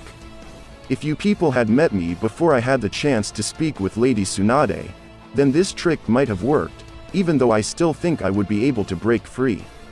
But unfortunately for you, I've spent a whole week in Konoha, and during that time, Lady Tsunade had taught me a special trick on how to counter genjutsu. Goku's plan was to inflict self-harm, and with that plan in mind, he began to punch himself in the face numerous times. However, what he didn't know was that Itachi wasn't your average genjutsu user. He was the best in the anime, therefore simply harming yourself wasn't enough to break free, which Goku later realized. I thought this would work, said Goku. What can I do now? I guess I have to try the old-fashioned way. Since Goku couldn't perform hand signs, he developed his own method of breaking free simply by raising his ki to a high enough input, which will then cause a massive strain on the user. This sudden increase in power had forced Itachi in a corner. If Itachi didn't break his genjutsu, then his chakra would be completely drained. The amount of chakra it would have taken to maintain his genjutsu wasn't worth the risk, so he had no choice but to break it. The first plan has failed, now it was time for Plan B. After breaking free, a trace of confidence and pleasure could be seen imprinted on Goku's face. Not even a second after breaking free, his entire body was engulfed in a huge ocean of water. Kisame had seen the opportunity that Itachi had left him, and he decided to take it. Similar to everyone watching this episode at home, Goku was just as stunned as you guys are. "I'm underwater," said Goku. "How is this even possible?" Goku was very surprised by this. At first, he was confused as to how he had found himself in this predicament. However, he realizes that the genjutsu was simply a means to an end, a distraction that would give Kisame an opening to drown him while he was stuck in the Itachi's genjutsu. Not only was Goku surprised, he's actually kind of impressed by the tactical thought that was put into this. "You bastards knew that this level of technique wouldn't be able to hold me, so you had a counter ready from the start. I must say, not bad for a bunch of weaklings." Goku was drowning that the battle was too good for him to die just yet. He was mesmerized by Itachi and Kisame's countless abilities. "Incredible," said Goku. "I'm inside a water bubble." Suddenly he heard a deep voice from behind. "It's rare to see anyone escape Itachi's genjutsu. How interesting," said the mystery man. "However, we always have backup plans if the first method somehow manages to fail." With his head glancing back, Goku's first initial thoughts of Kisame's transformation was that of a Pokemon. "What?" said Goku. "It's really real, I discovered a Pokemon." Kisame was pissed, his newly shown power as a menace as he stared with intense anger. It appears he had now fully merged with his sword Samahada, creating a hybrid between a shark and a human. After hearing Goku's disrespectful remarks, with great speed, he charges at Goku with the intent to kill as capture the Saiyan was now thrown out the window. His fist burst in front as he tried to land a decisive blow on Goku, but Goku had managed to dodge the attack despite trying to keep himself from drowning. "Even after I fuse with Samahada, you're still able to dodge my attacks," said Kisame. "I must say, this is quite impressive, but don't let this gesture get to your head because it's time I brought out my trump card. Be proud of your accomplishments thus far, not many live to tell the tale after witnessing my most powerful attack." It was at that precise moment Kisame's fingers began to move at an abnormal rate. "Suiden Daikoden no Jutsu," he yelled as he launched a giant shark created from compact concentrated chakra, which he launched directly at Goku. This wasn't any ordinary shark that he usually summoned, as this was absolutely colossal in size. The shark cut through the water like butter, rushing at Goku with maximum speed. However, Goku was no fool. He knew that this attack could possibly cause some damage due to the fact that this colossal shark was completely filled with his ki, the same ki that Kisame had previously stolen from him. In retaliation, he responds with a ki blast of his own. Unbeknownst to him, the shark was not only invulnerable to all damage, but it also had a special ability. "I knew the fool would resort to that," said Kisame. "But if only he knew that with each attack my shark managed to absorb, it would exponentially increase its power, allowing my baby to grow bigger in size, making it much more dangerous." And surely, Kisame wasn't bluffing. The shark had completely gobbled up Goku's ki blast as if it was lunch. The amount of force this blast was carrying had managed to impress Goku.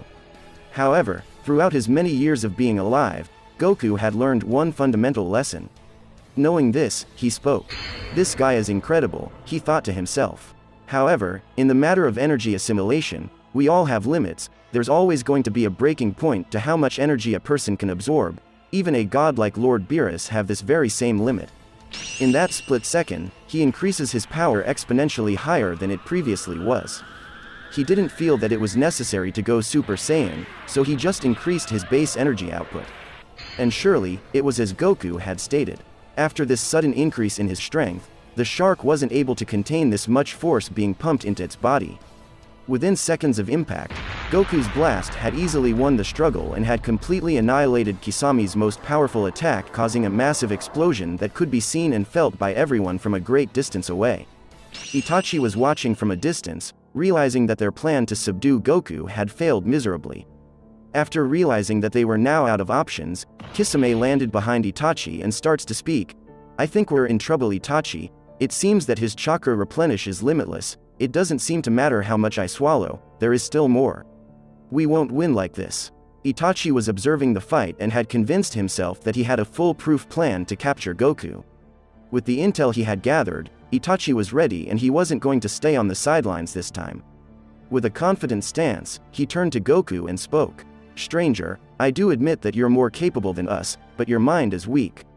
Strength isn't everything to win a fight, it's time I show you the truth. It was at that moment, Itachi's eyes began to change once more. His regular Sharingan was beginning to fade in order to make way for a more superior Kekkei Genkai. With a confident tone, he spoke. Mangekyo Sharingan, unbeknownst to Goku and the viewers watching at home. In that split seconds of Itachi activating his Mangekyo Sharingan, he had managed to once again place Goku in another genjutsu. Only this time it was completely specialized and tailored to affect Goku's mental stability.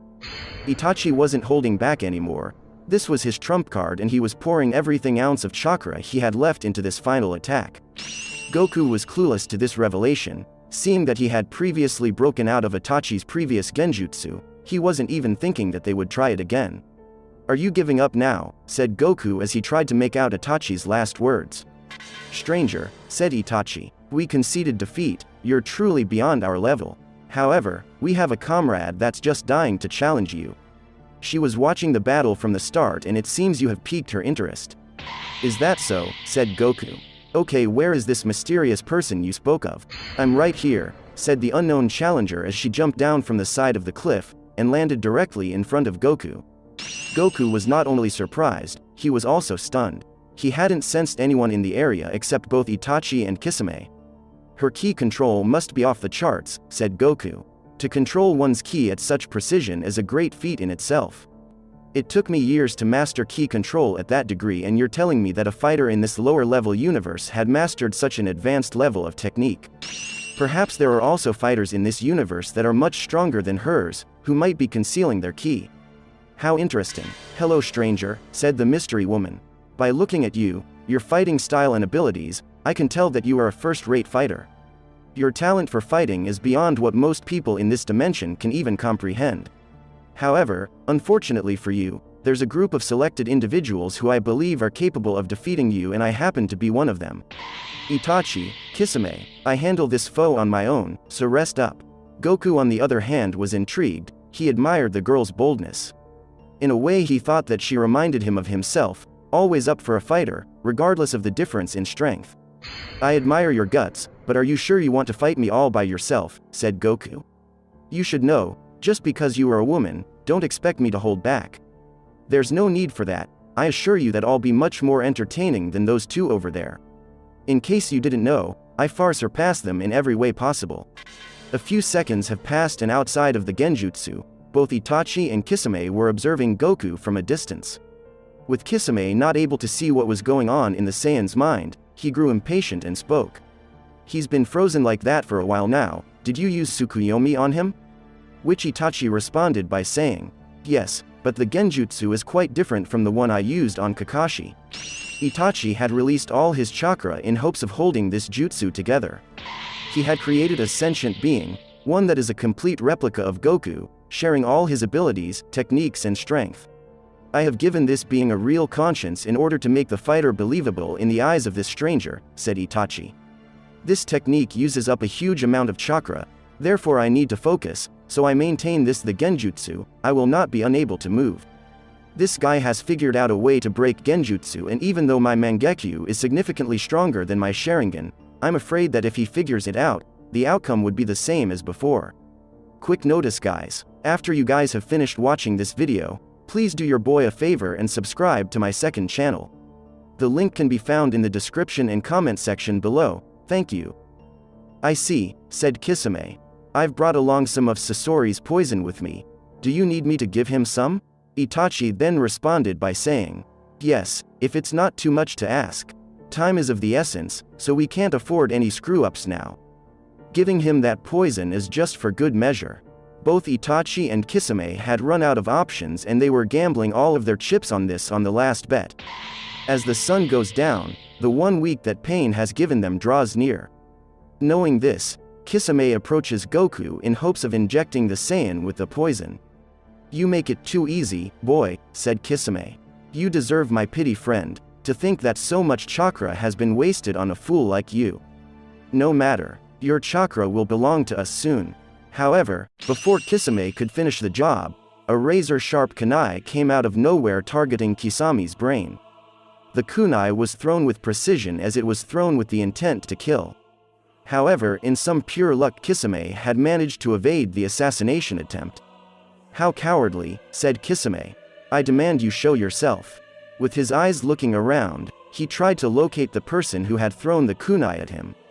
However, his search wasn't for very long as a familiar voice echoed down from the mountain's top. We indeed live in a small world, look who we stumbled upon, Naruto. After looking up, it was revealed to be Jiraiya, who was accompanied by his student Naruto. Our story continues with Goku being kicked through the air by the mysterious Saiyan woman who was created by Itachi. He was kicked so hard that his body flew relentlessly into a huge mountain landscape. After all that talk, you mean to tell me that's all the strength you have? I'm very disappointed, said the Saiyan woman as she maintained the pose she had used on Goku. However, Goku didn't appreciate her choice of words, and at speed beyond light, he charged in with the intent to cause harm. In an instant, Goku appears directly in front of her and delivers a blow to the stomach, sending the woman spiraling back. Her face showed a look of damage as she didn't expect Goku to keep up with her speed. He's fast, said the Saiyan woman as she managed to stop herself mid-air. Let's see how he matches up against my Kaioken. Suddenly, unexpectedly to Goku, the Saiyan woman activates her Kaioken technique. A red aura began to wrap around the woman's body as a wind of power spread out through the atmosphere. Almost immediately after unlocking her Kaioken, she charges in at Goku at a blinding speed. Goku was surprised as he immediately recognized the technique she was using, but before he could retaliate, a shockwave of concentrated ki was speeding towards him. However, the speed of the shockwave was quite slow, and with that, Goku was able to easily dodge it. Not bad, said Goku as he too activated his Kaioken while he charged at the Saiyan woman. The two Saiyan began to exchange blows at an astronomical pace, only no one had taken damage. After realizing that they were evenly matched, they both jumped back out of instinct. But, it wasn't the same for Itachi, as outside of the genjutsu, he was starting to bleed from his eyes. Goku's powers had jumped up tenfold, and Itachi hadn't even considered that the Saiyans had that much power to begin with. Kisame, what's going on with that poison? Said Itachi as he realized that if the fight continues, he would not be able to maintain his genjutsu. Hurry up, I can feel my hold over his mind slowly slipping. I'm busy at the moment, said Kisame, who was caught up in his own battles with both Naruto and Jiraiya. Where is Pain? Said Kisame. I know that without a doubt he must have felt the large gathering of chakra. So why hasn't he come? Back inside the genjutsu, Goku was somewhat confused but impressed at the same time. Impressive, said Goku. I wasn't expecting someone from this universe to know of Kaioken. It seems most techniques are universal. That's nothing, said the Saiyan woman as a look of confidence began to break out in her smile. I'm far stronger than what you think, I'm going to kick it up a notch, hopefully you can keep up. It was at that, the woman did something that had not only caught Goku off guard but had also stunned the Saiyan in his tracks. Goku realizes that the woman was capable of transformation as a yellow aura radiates within the sky. Her hair was also yellow, giving Goku the impression that this woman had transformed into a Super Saiyan. How is this possible? Said Goku. Do Saiyans also exist in this universe as well? But before he could get his thoughts together, at speed unseen to the naked eyes, she manifests up close and direct in front of Goku's face, while delivering an elbow to the nose, causing the Saiyan to spiral uncontrollably in the bright blue sky. However, she didn't let up that easily. She teleports directly beneath Goku and kicks him in the back, while she follows up with a full-power Kamehameha. The blast had locked on with Goku, and on impact, it exploded. A huge wave of destruction could be seen as the shockwave from the blast traveled all throughout the land, but even after witnessing all of that, Goku still wasn't fazed. From the smoke and dust, he could be seen fully transitioned into his Super Saiyan transformation. The woman was stunned as she had never once thought that Goku possessed the same abilities that she had. So you're finally showing your true strength. It seems you are just like me, so I have to assume you possess the same abilities and transformation as me. No matter, I'll still win. On the outside, Goku's Super Saiyan transformation had caused a panic. The fight between Kisame, Naruto and Jiraiya had come to a complete stop after feeling the huge amount of chakra radiating off the Saiyan. "Who is this guy?" said Jiraiya. He possessed even greater chakra than all the tailed beasts. Kisame also had questions. Internally he thought to himself, "He's changed, I don't remember seeing him with yellow hair, also that huge increase in chakra. If he didn't look human, I might have believed that we were in the presence of a god of some sort. To think that I actually fought this monster," said Kisame. "Itachi, what do we do now?" But before Kisame could finish his speech, he noticed that Itachi was in a harmful condition. "You must release it now, you're going to kill yourself." Itachi was almost on the verge of death. Goku's Super Saiyan transformation was too much for him to handle as blood could be seen running down from the corner of his eyes. "No," said Itachi. "Our goal remains the same. He is now more of a priority than ever, think about it. With his chakra, we won't need the tail beast anymore. His chakra should be more than enough to activate the Ghetto statue." "Let's find another way," said Kisame. "It's not worth dying over. Not only can you lose your sight, but if you continue, you're going to burn up all the chakra you have left, which could result in death." "What's done is done," said Itachi. "I've invested too much to simply give up now. I have a feeling that at any moment now this Goku fellow will reach his limit, I just need to hold it until then. So in the meantime, keep those two busy." Jiraiya was amazed. Upon observing Goku, he immediately understood why Itachi was risking everything just to capture him. "They must be planning to siphon his chakra somehow," said Jiraiya. "That has to be it, otherwise why take such a risk?" These two were members of the Akatsuki, which means that whatever they're planning to do with that stranger has to be something nefarious, so in that case, I'll give them hell before I allow them to prevail. Jiraiya was now more focused than ever, and with a look that showcased danger, he planted his feet firmly to the ground, while he clapped his hand ready to activate his Sage Mode. However, Kisame had never seen Sage Mode before, so with a lack of knowledge, he took Jiraiya's stance as a sign of mockery. "What kind of a freaking battle stance is that?" said Kisame as he charged in at Jiraiya with the intent to kill. But Naruto had anticipated Kisame's movements. With a huge jump, he lounges himself in the sky. This forces Kisame to look up in anticipation of Naruto's attack. Naruto was coming back down fast, and to everyone's surprise he wasn't empty-handed. What could be seen in his right hand was no stranger to the ninja world.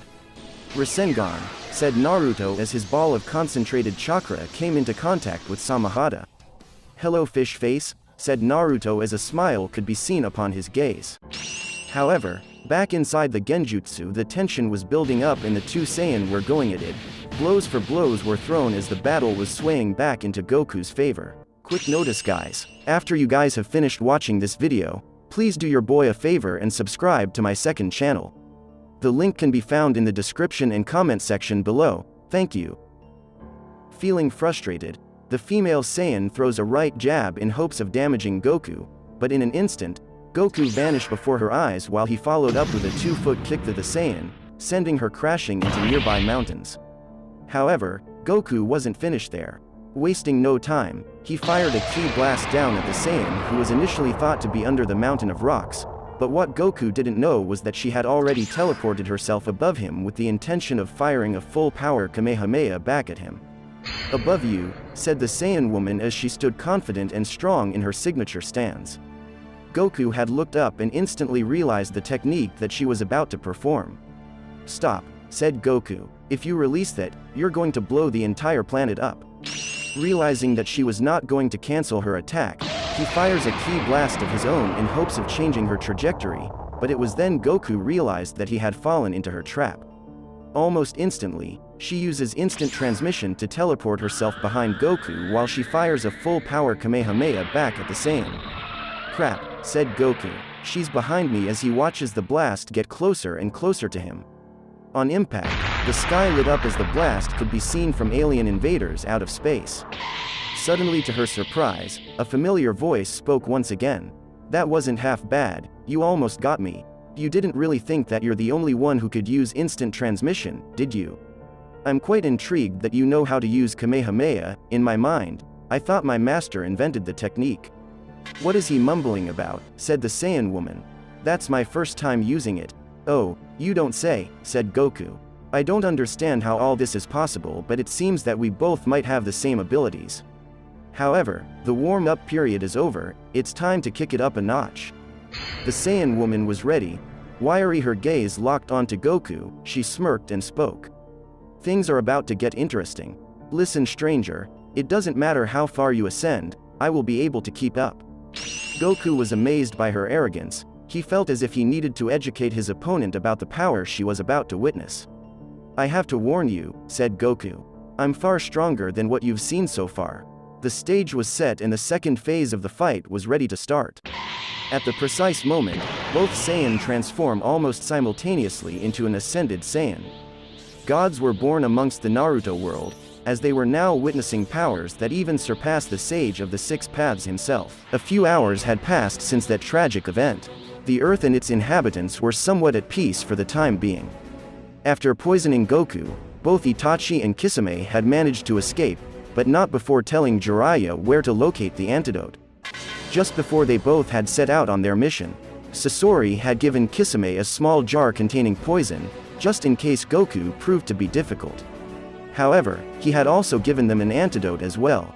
Based on Hidan and Kakuzu's testimony, this stranger possesses great chakra, far beyond both of them combined, and in order for them to extract his chakra using the Gedo statue, they need him to be alive. After locating the antidote, Jiraiya was a little bit suspicious of it, but knowing that time was of the essence, he buried his doubts and trusted his guts. Very quickly, he gave Goku the antidote by dripping it slowly into his mouth. After giving him the entire bottle, there was nothing more he could do, so he sat quietly under a tree, praying that Itachi was telling the truth. A few minutes had passed and Goku was laid out on his back, resting somewhat comfortably on the grass, while the antidote worked its magic. Suddenly, to everyone watching at home, the Saiyan had made a miraculous recovery. His eyes opened wide as his mind still believes he was still fighting the Saiyan woman. What happened? Said Goku while managing to sit upright on his butt. Jiraiya, who was looking out at the horizon, would have heard Goku's voice and hurriedly glanced around. Hello friend, he said while instantly jumping to business. I have a few questions to ask you. Goku's mind was still blurred, his thoughts were scattered. The Akatsuki, he yelled. Where are they? Goku was oblivious to his surroundings, having not noticed that Jiraiya was calling out to him at all. What? Why aren't my clothes torn? The fight between me and her was intense, and I remember my clothes were completely ripped. Now that I think about it, the landscape is not damaged either. Don't tell me that I was in a genjutsu all this time, how did I not see it? I see, said Goku, having fully understood everything. That one Akatsuki member is stronger than I thought, I'll find you soon.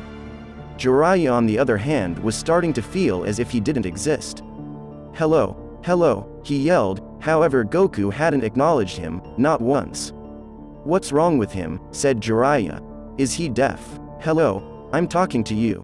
After hearing Jiraiya's voice for the first time, Goku had snapped back to reality. Soon after, he turns to see who that voice belongs to. Finally, said Jiraiya, he noticed me. Goku's thoughts were starting to come back, and after looking at Jiraiya, he felt as if he had seen him before.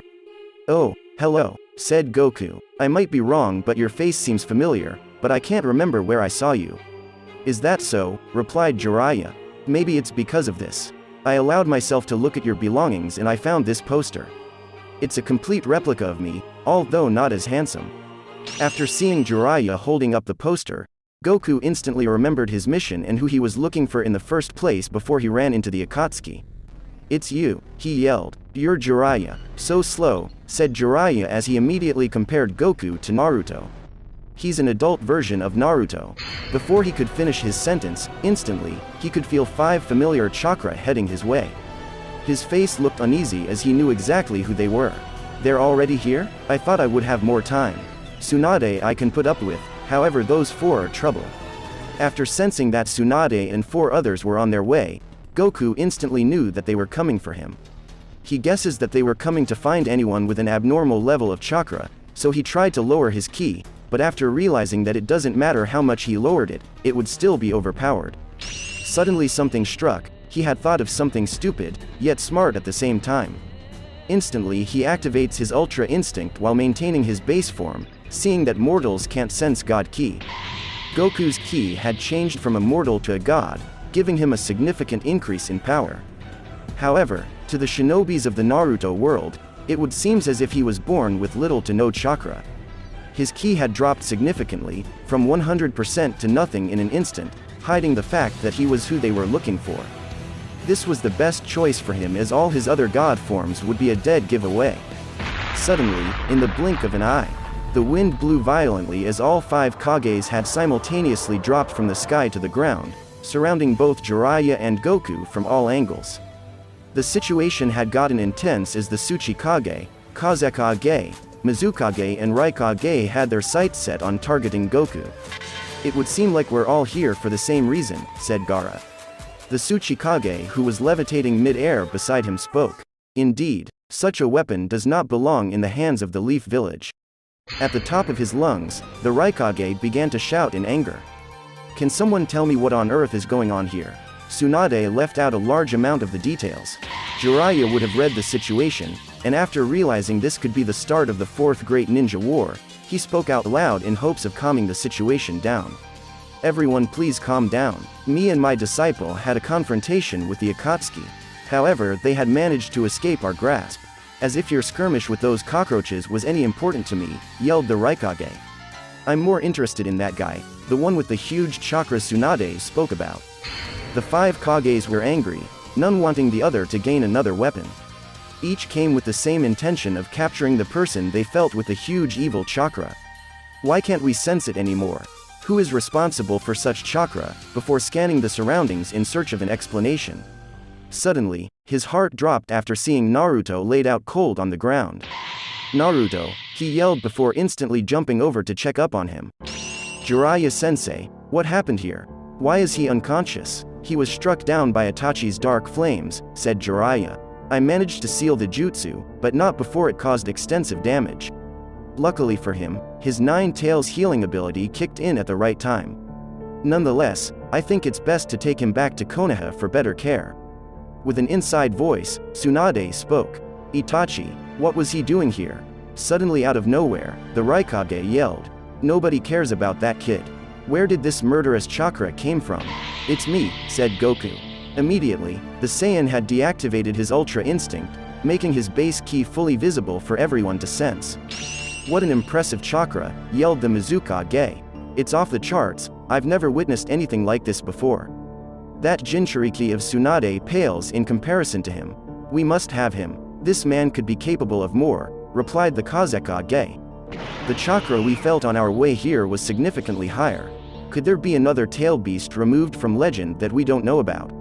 After going through so much trouble to stay out of this power struggle, it turns out that the only way to get home is to reveal myself," said Goku. "This is not a time to show force. I'll stick around and see what methods these people have to offer." "It's you," said Raikage. "If it's you, then you're coming with me." "Hold up, Raikage," said the Mizukage. "Do you really think we're just going to let you leave with him?" Tsunade was listening keenly to the conversation. She was trying to find a way to retrieve Goku without looking suspicious. She knows that if they learn of how powerful Goku is, a fight could break out among the villages, causing great lives to be lost. The Mizukage is right. You're just looking for another weapon. Is Hachibi not enough for you anymore? "Mind your own business," yelled the Raikage. The tension on the battlefield was steadily increasing. All 5 Kages were gearing up for a fight. "I strongly disagree. You're not leaving here with him." Tsunade's words had struck a nerve. The Raikage was angry and had taken her phrase as a direct threat. "Are you giving me orders, woman?" yelled the Raikage while folding his fist ready for a fight. Gaara, being the more light-headed one, would have read the situation and spoken.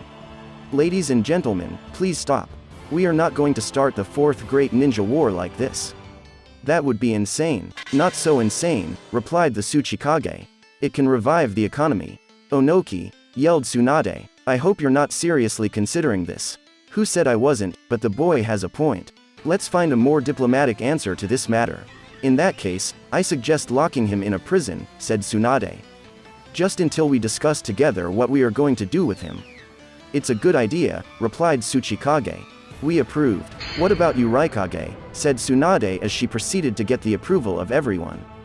The discussion was unanimous and the method of locking Goku up was approved by all. Suddenly, out of nowhere, Tsunade calls out to a member of the Anbu, who was lurking nearby. Tenzo, can you come here? I'm guessing that you heard everything. In that case, build me a prison. Muton Renshuka no Jutsu, yelled Tenzo while performing quick hand signs. Instantly as those words were spoken, out of nowhere, an enormous prison was built using his wood-style jutsu. That's the first Hokage's jutsu, yelled Onoki. How in the hell can he use that jutsu? You sneaky Tsunade, just what are you up to in that village of yours? Instantly, the prison was built but not without completely exhausting all of Tenzo's chakra. Sorry Son Goku, said Tsunade. This has gotten a little bit complicated. Can you stay there for a few days? Please, I really need you to do me this favor. I promise, I'll try to find a way to get you home. Goku was a bit hesitant, but after realizing that he's not going to get home on his own, he agreed. Don't worry, everything is going to be fine. I'll work it out with these fools. 3 weeks had passed and Goku was starting to get impatient. Throughout that period, he had used the time period to do some mental training as he vowed that another genjutsu would never work on him again. However, during his first week, surprisingly to everyone watching at home, Goku was visited by Pain, the leader of the Akatsuki. The situation was hostile at first but got better each visit. Both had many conversations with Pain telling Goku that he heard rumors that a man not of this world was imprisoned in this huge fortress. He also told Goku that he knew of a way to get him home, but they would have to leave this place and come back with him to the hideout. However, Goku, being the loyal guy he is, decides to wait on Tsunade to keep the promise she made him. Pain would leave and teleport back and forth many times trying to persuade him, but Goku's mind wouldn't change. After leaving for the final time, Goku would have told Pain that upon his next visit, he should bring back chocolate. If he did as he asked, then he would consider going with him. It's been 1 month now, Tsunade, what happening? We're getting nowhere, said a frustrated Goku. I'm coming to see what you're up to, but before Goku can leave, Pain used his Kamui to teleport himself once again into Goku's cell. Ah, it's you, said Goku with a pleasant smile on his face. You're late, I've been waiting for you for hours. Do you have it? Don't tell me you were waiting for my visit, just for this, said Pain before throwing Goku the chocolate he was patiently waiting for. What's the situation? Hasn't Tsunade worked out a method on getting you home as yet? Goku then responded by saying that nothing much has changed since their last encounter. Quick notice guys, after you have finished watching this video, please do your boy a favor and subscribe to my second channel. The link can be found in the description and comment section below. Thank you. Toby, said Goku, I think I'm ready to see this secret place you spoke of. I assume you mean the dimension portal. Yes, replied Goku. Do you think it can send me home? I've been here for weeks. Chi-Chi and the boys must be worried sick. What changed? Replied Pain. Countless times, you told me you didn't want to leave this place. I had accepted the fact that Tsunade doesn't have a way to get me home. Also, the longer I stay in this world, the more problems I create, so it is best I go home as soon as possible. I'll go with your plan. Okay, said Pain. But remember, whatever happens. I know, replied Goku. If we get caught, I'll say I don't know you. We have an agreement then. Do you want to leave now or later? Said Pain as he was to appear more trustworthy to Goku. Goku, not wasting any more time, he replied. Now seems okay to me. Suddenly, in an instant both Goku and Pain had completely warped from the cell. Our story continues in a vast and desolate landscape. The vista stretches as far as the eye can see, dotted with jagged peaks and valleys that seem to go on forever. But amidst this rugged terrain lies a dark and forbidding forest, nestled high in the mountains. And deep within the heart of that forest lies the secret hideout of the notorious Akatsuki. But just as the hideout begins to feel too quick, a sudden shock surprises each and every member that was present at the time. Obito, the cunning and treacherous member of the clan, has arrived on the scene with none other than Goku by his side. Despite the initial persuasion, Obito had felt as if Goku had fully placed his trust in him, and that he was unaware of his true intentions. And so, with a slight grin on his face, Obito, wasting no time, spun his plan into motion. Just stand in the center, he said while pointing at a mysterious old ruin in the distance. I'll launch the dimension jutsu. It's a method we shinobi of this world use to transport ourselves across the vastness of space. However, Goku was no fool. The moment they arrived, he could tell that something was up. "Wait, Toby," said Goku. "I know this is a trap. It's not your fault, but when you concocted this plan, you weren't aware that I could sense ki. I know your little friends are watching us as we speak." Obito was taken aback, but he didn't want to make any hasty assumptions. So he continued to feign ignorance as if he had no idea as to what Goku was talking about. "Tsunade has informed me of your past actions and reputation as being an evil organization," Goku responded. "However, I believe that people have the capability to change and reform. I am giving you 10 seconds to consider surrendering. I urge you to convince your comrades to do the same. The decision is now in your hands." Realizing that Goku had caught on to his plan, there was no need for him to carry on this good guy facade. "To hell with it," he yelled. With a gruesome expression on his face, he spoke once more. "I appreciate the offer, but I strongly reject it. If you were aware of my true intentions from the start, then that means that the only reason why you're here is to see what plan I have concocted for you." Instantly, the once peaceful atmosphere suddenly became chaotic. The wind howled, whipping through the trees with such ferocity, while the branches started to snap and fall to the ground. The ancient stones of the ruins shook as the wind grew stronger, while debris flew through the air like projectiles. "Just remember, you chose this," yelled Goku, having already anticipated Obito's response. Having felt Goku's power, all 9 members of the Akatsuki had no choice but to reveal their positions. "Well, hello," said Goku with a smirk on his face. "It's finally nice to meet you all." To the far right of Goku, perched high in the surrounding trees, the members of the Akatsuki watched him intently. Their eyes were fixed on the Saiyan warrior, waiting patiently for Obito's signal to strike. As the tension mounted, Goku prepared himself for the inevitable battle to come. "The plan failed," replied Hidan. "He saw right through your genjutsu, Pain. He is much smarter than what we thought." Suddenly, for the first time in a long while, the infamous Pain spoke. "He's not smarter, he's just on his guard. Given the immense power, chakra, and speed at his disposal, if he were truly intelligent, we would all be dead by now." Itachi's intelligence gathering was spot on. He's not the type to finish a fight quickly, which is why he's just waiting for us. Days after the battle deep within the forest of Konoha, Itachi and Kisame returned to base and were greeted with great anticipation. They were quickly brought inside the hideout where the rest of the group was waiting. Without delay, they began to share everything that had transpired, and all of the information they had managed to gather on Goku during their fight. They spoke of his tremendous strength, his mastery of various forms of combat, and his extraordinary abilities, such as his ability to fly and shoot powerful chakra blasts, and most importantly, his ability to transform. As the team listened to the debrief, it was clear that this Goku fellow was a formidable opponent. However, Itachi and Kisame had also discovered some weaknesses and potential vulnerabilities of the Saiyan. This crucial piece of information gave the group hope that he wasn't invincible and that they could defeat him. For 3 weeks, they worked on devising a plan to take down Goku. "No matter," said Pain. "This way works much better for me. At least now I can show him what fully prepared ninjas are really capable of. I'll teach him the true meaning of pain." "Itachi, I apologize for having to call upon you so soon," said Pain. "But given our current situation, you possess the most knowledge on his fighting style and abilities. Kisame, please hang back for a moment. Deidara, join Itachi, it's your turn to fight." Suddenly, as if they could read each other's minds, Itachi and Deidara moved in perfect sync. Without hesitation, Itachi charged headfirst into battle, while Deidara hung back, waiting for the perfect opportunity to strike. The camera lens zoomed in as it captured the intense moment, focusing on Itachi as he prepared to unleash his powerful fire-style jutsu. With a fierce yell of Kaiten, Gokaku no Jutsu, unleashed a massive blast of flame, hurtling towards Goku with incredible speed and intensity. Despite the intense heat and force of the attack, Goku stood firm, his eyes locked onto the approaching fireball as he prepared to defend himself.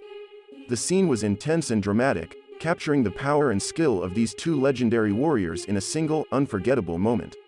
To the surprise of all those present, Goku stood firmly in place, unfazed by the approaching ball of fire. As the attack drew closer, a confident smile spread across the Saiyan's face.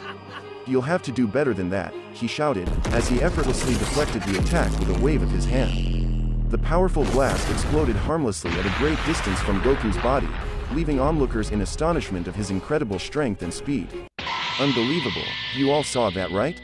The sheer power and speed of that movement is frightening," Kisame exclaimed, his voice filled with terror. He generated a ferocious gust of wind with just a flick of his arm, effortlessly decimating Itachi's fireball jutsu like it was nothing. That was truly a sight to behold. Kisame, Hidan shouted, his voice filled with anger and confusion. Whose side are you on? You make it seem like you hold some level of admiration for the enemy. Fast forward back on the battlefield. Deidara seized the opportunity presented by the explosion. He had expertly maneuvered his insect explosive clay bombs to surround Goku. To all members of the Akatsuki, the powerful warrior stood no chance against the deadly traps set by Deidara.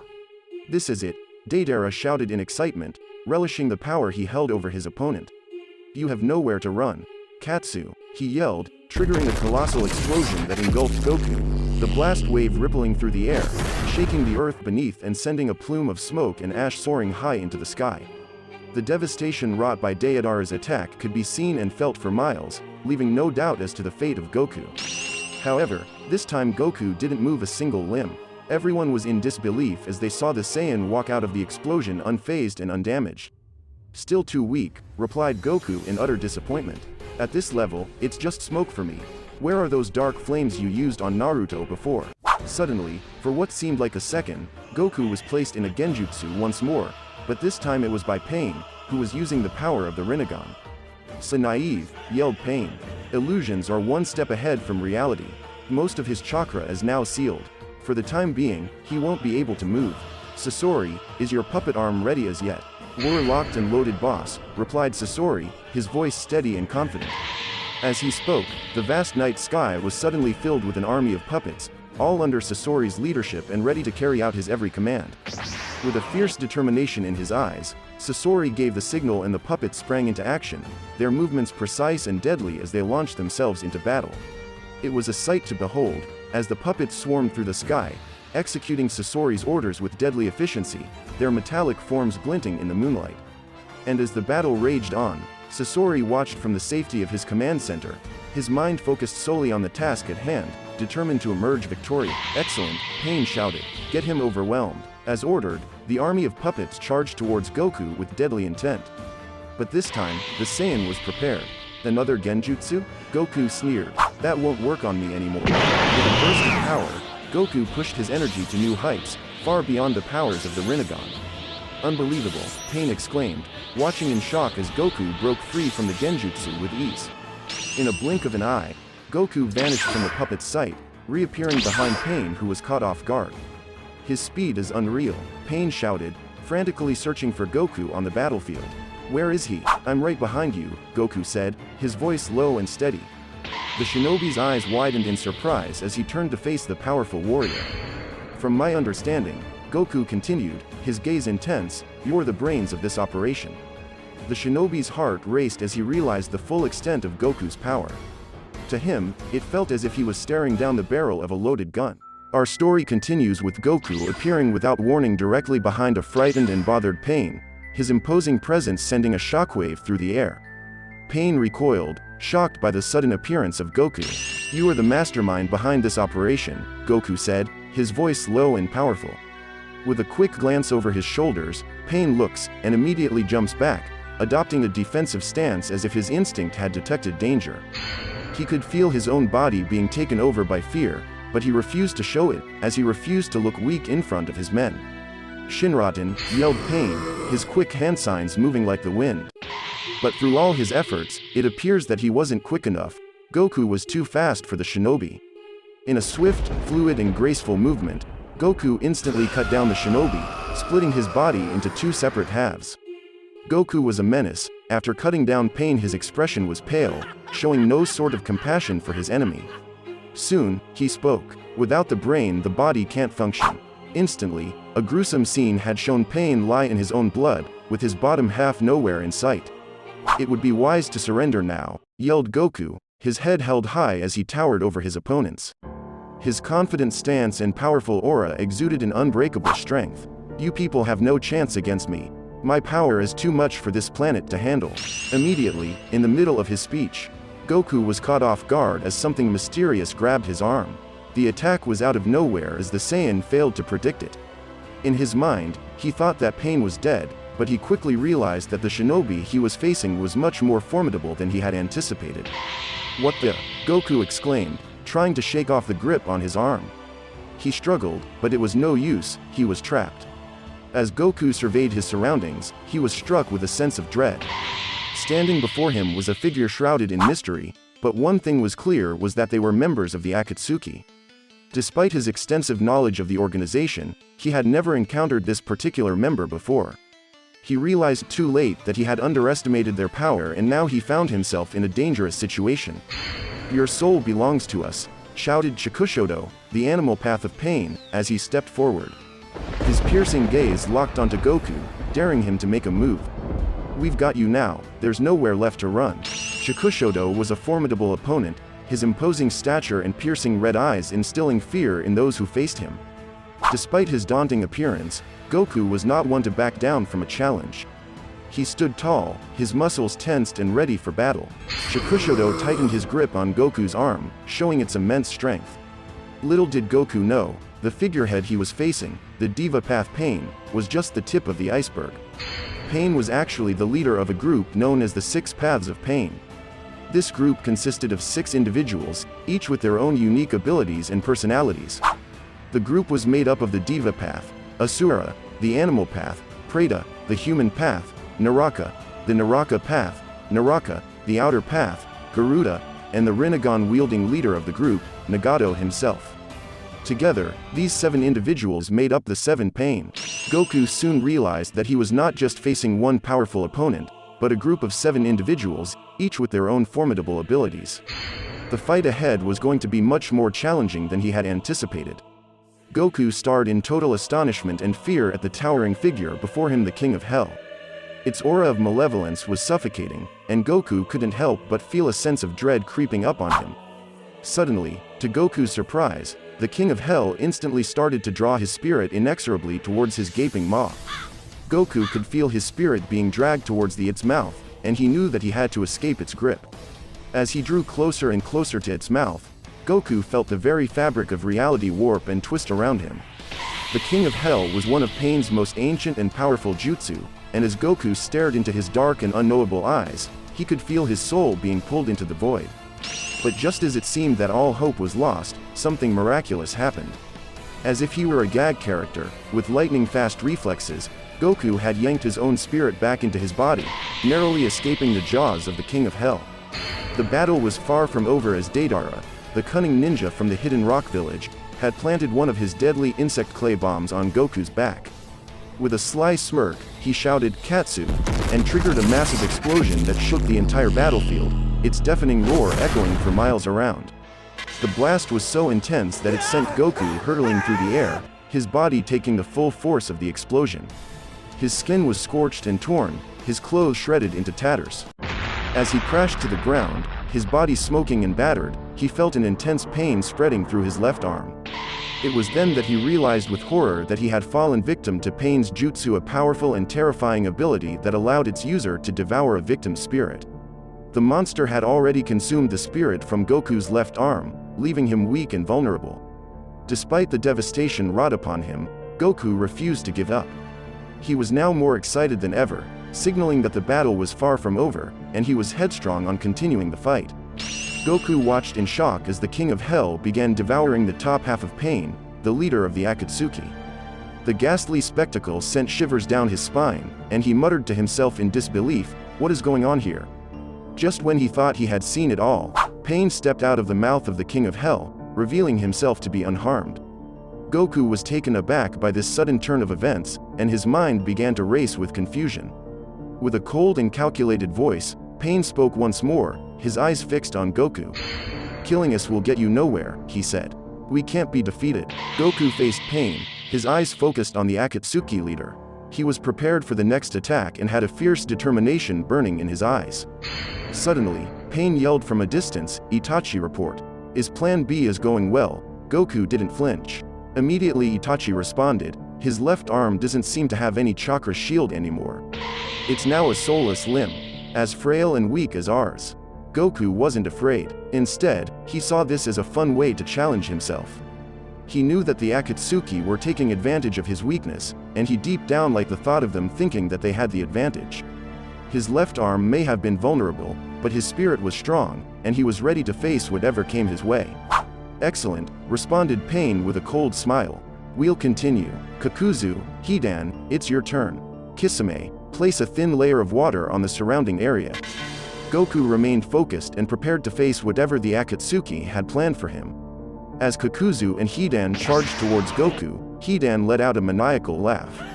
The thrill of the fight was intoxicating, and he was more excited than ever to take on the powerful Saiyan.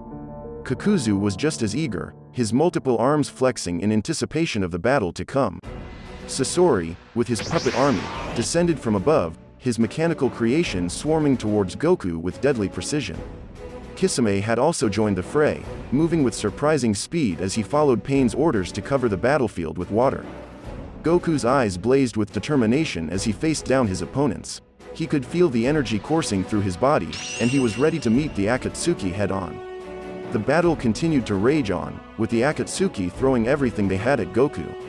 The puppet army was the first to attack, but Goku quickly dispatched them with a flurry of lightning-fast strikes, his fists moving so quickly that they were barely visible. But as Goku's attention was focused on the puppets, Kakuzu saw his opportunity and quickly sprang into action. With a fierce grin on his face, he detached his arm and sent it flying towards Goku, hoping to catch the Saiyan off guard. But Goku was too quick for him. With lightning-fast reflexes, he used instant transmission to teleport above Kakuzu, grabbing the rogue ninja by the head and slamming him hard into the ground. The impact was so powerful that it created a shockwave, sending Kakuzu flying across the battlefield. As Goku surveyed the smoldering battlefield, his eyes scanned for any signs of movement. Suddenly, he was rushed by several more of Sasori's deadly puppets, their twisted metal limbs lashing out with deadly force. The battle raged on with no respite, leaving Goku in astonishment. With lightning-fast reflexes, he leapt high into the sky, soaring above the battlefield. The rush of adrenaline coursed through his veins as he prepared for the next onslaught. I don't know what they did to me, he growled through gritted teeth, but I can't seem to increase my ki in my base form. A fierce determination burned in his eyes as he locked onto his enemies, ready to take them down one by one. Finally, he said with a feral grin, "This is getting a little bit more exciting." However, the Akatsuki had indeed taken full advantage of his vulnerability, and the odds were not in his favor. As he scanned the battlefield, he suddenly felt a jolt of pain in his left arm. Deidara, the crafty bomber, had once again taken him by surprise. His insect clay bombs exploded in a brilliant flash of light and sound, engulfing Goku in a maelstrom of fire and debris. Though he tried to dodge the blast, he had not been fast enough to escape unscathed. The explosion was massive, the force of it rattling the very ground beneath his feet and causing trees to topple like matchsticks.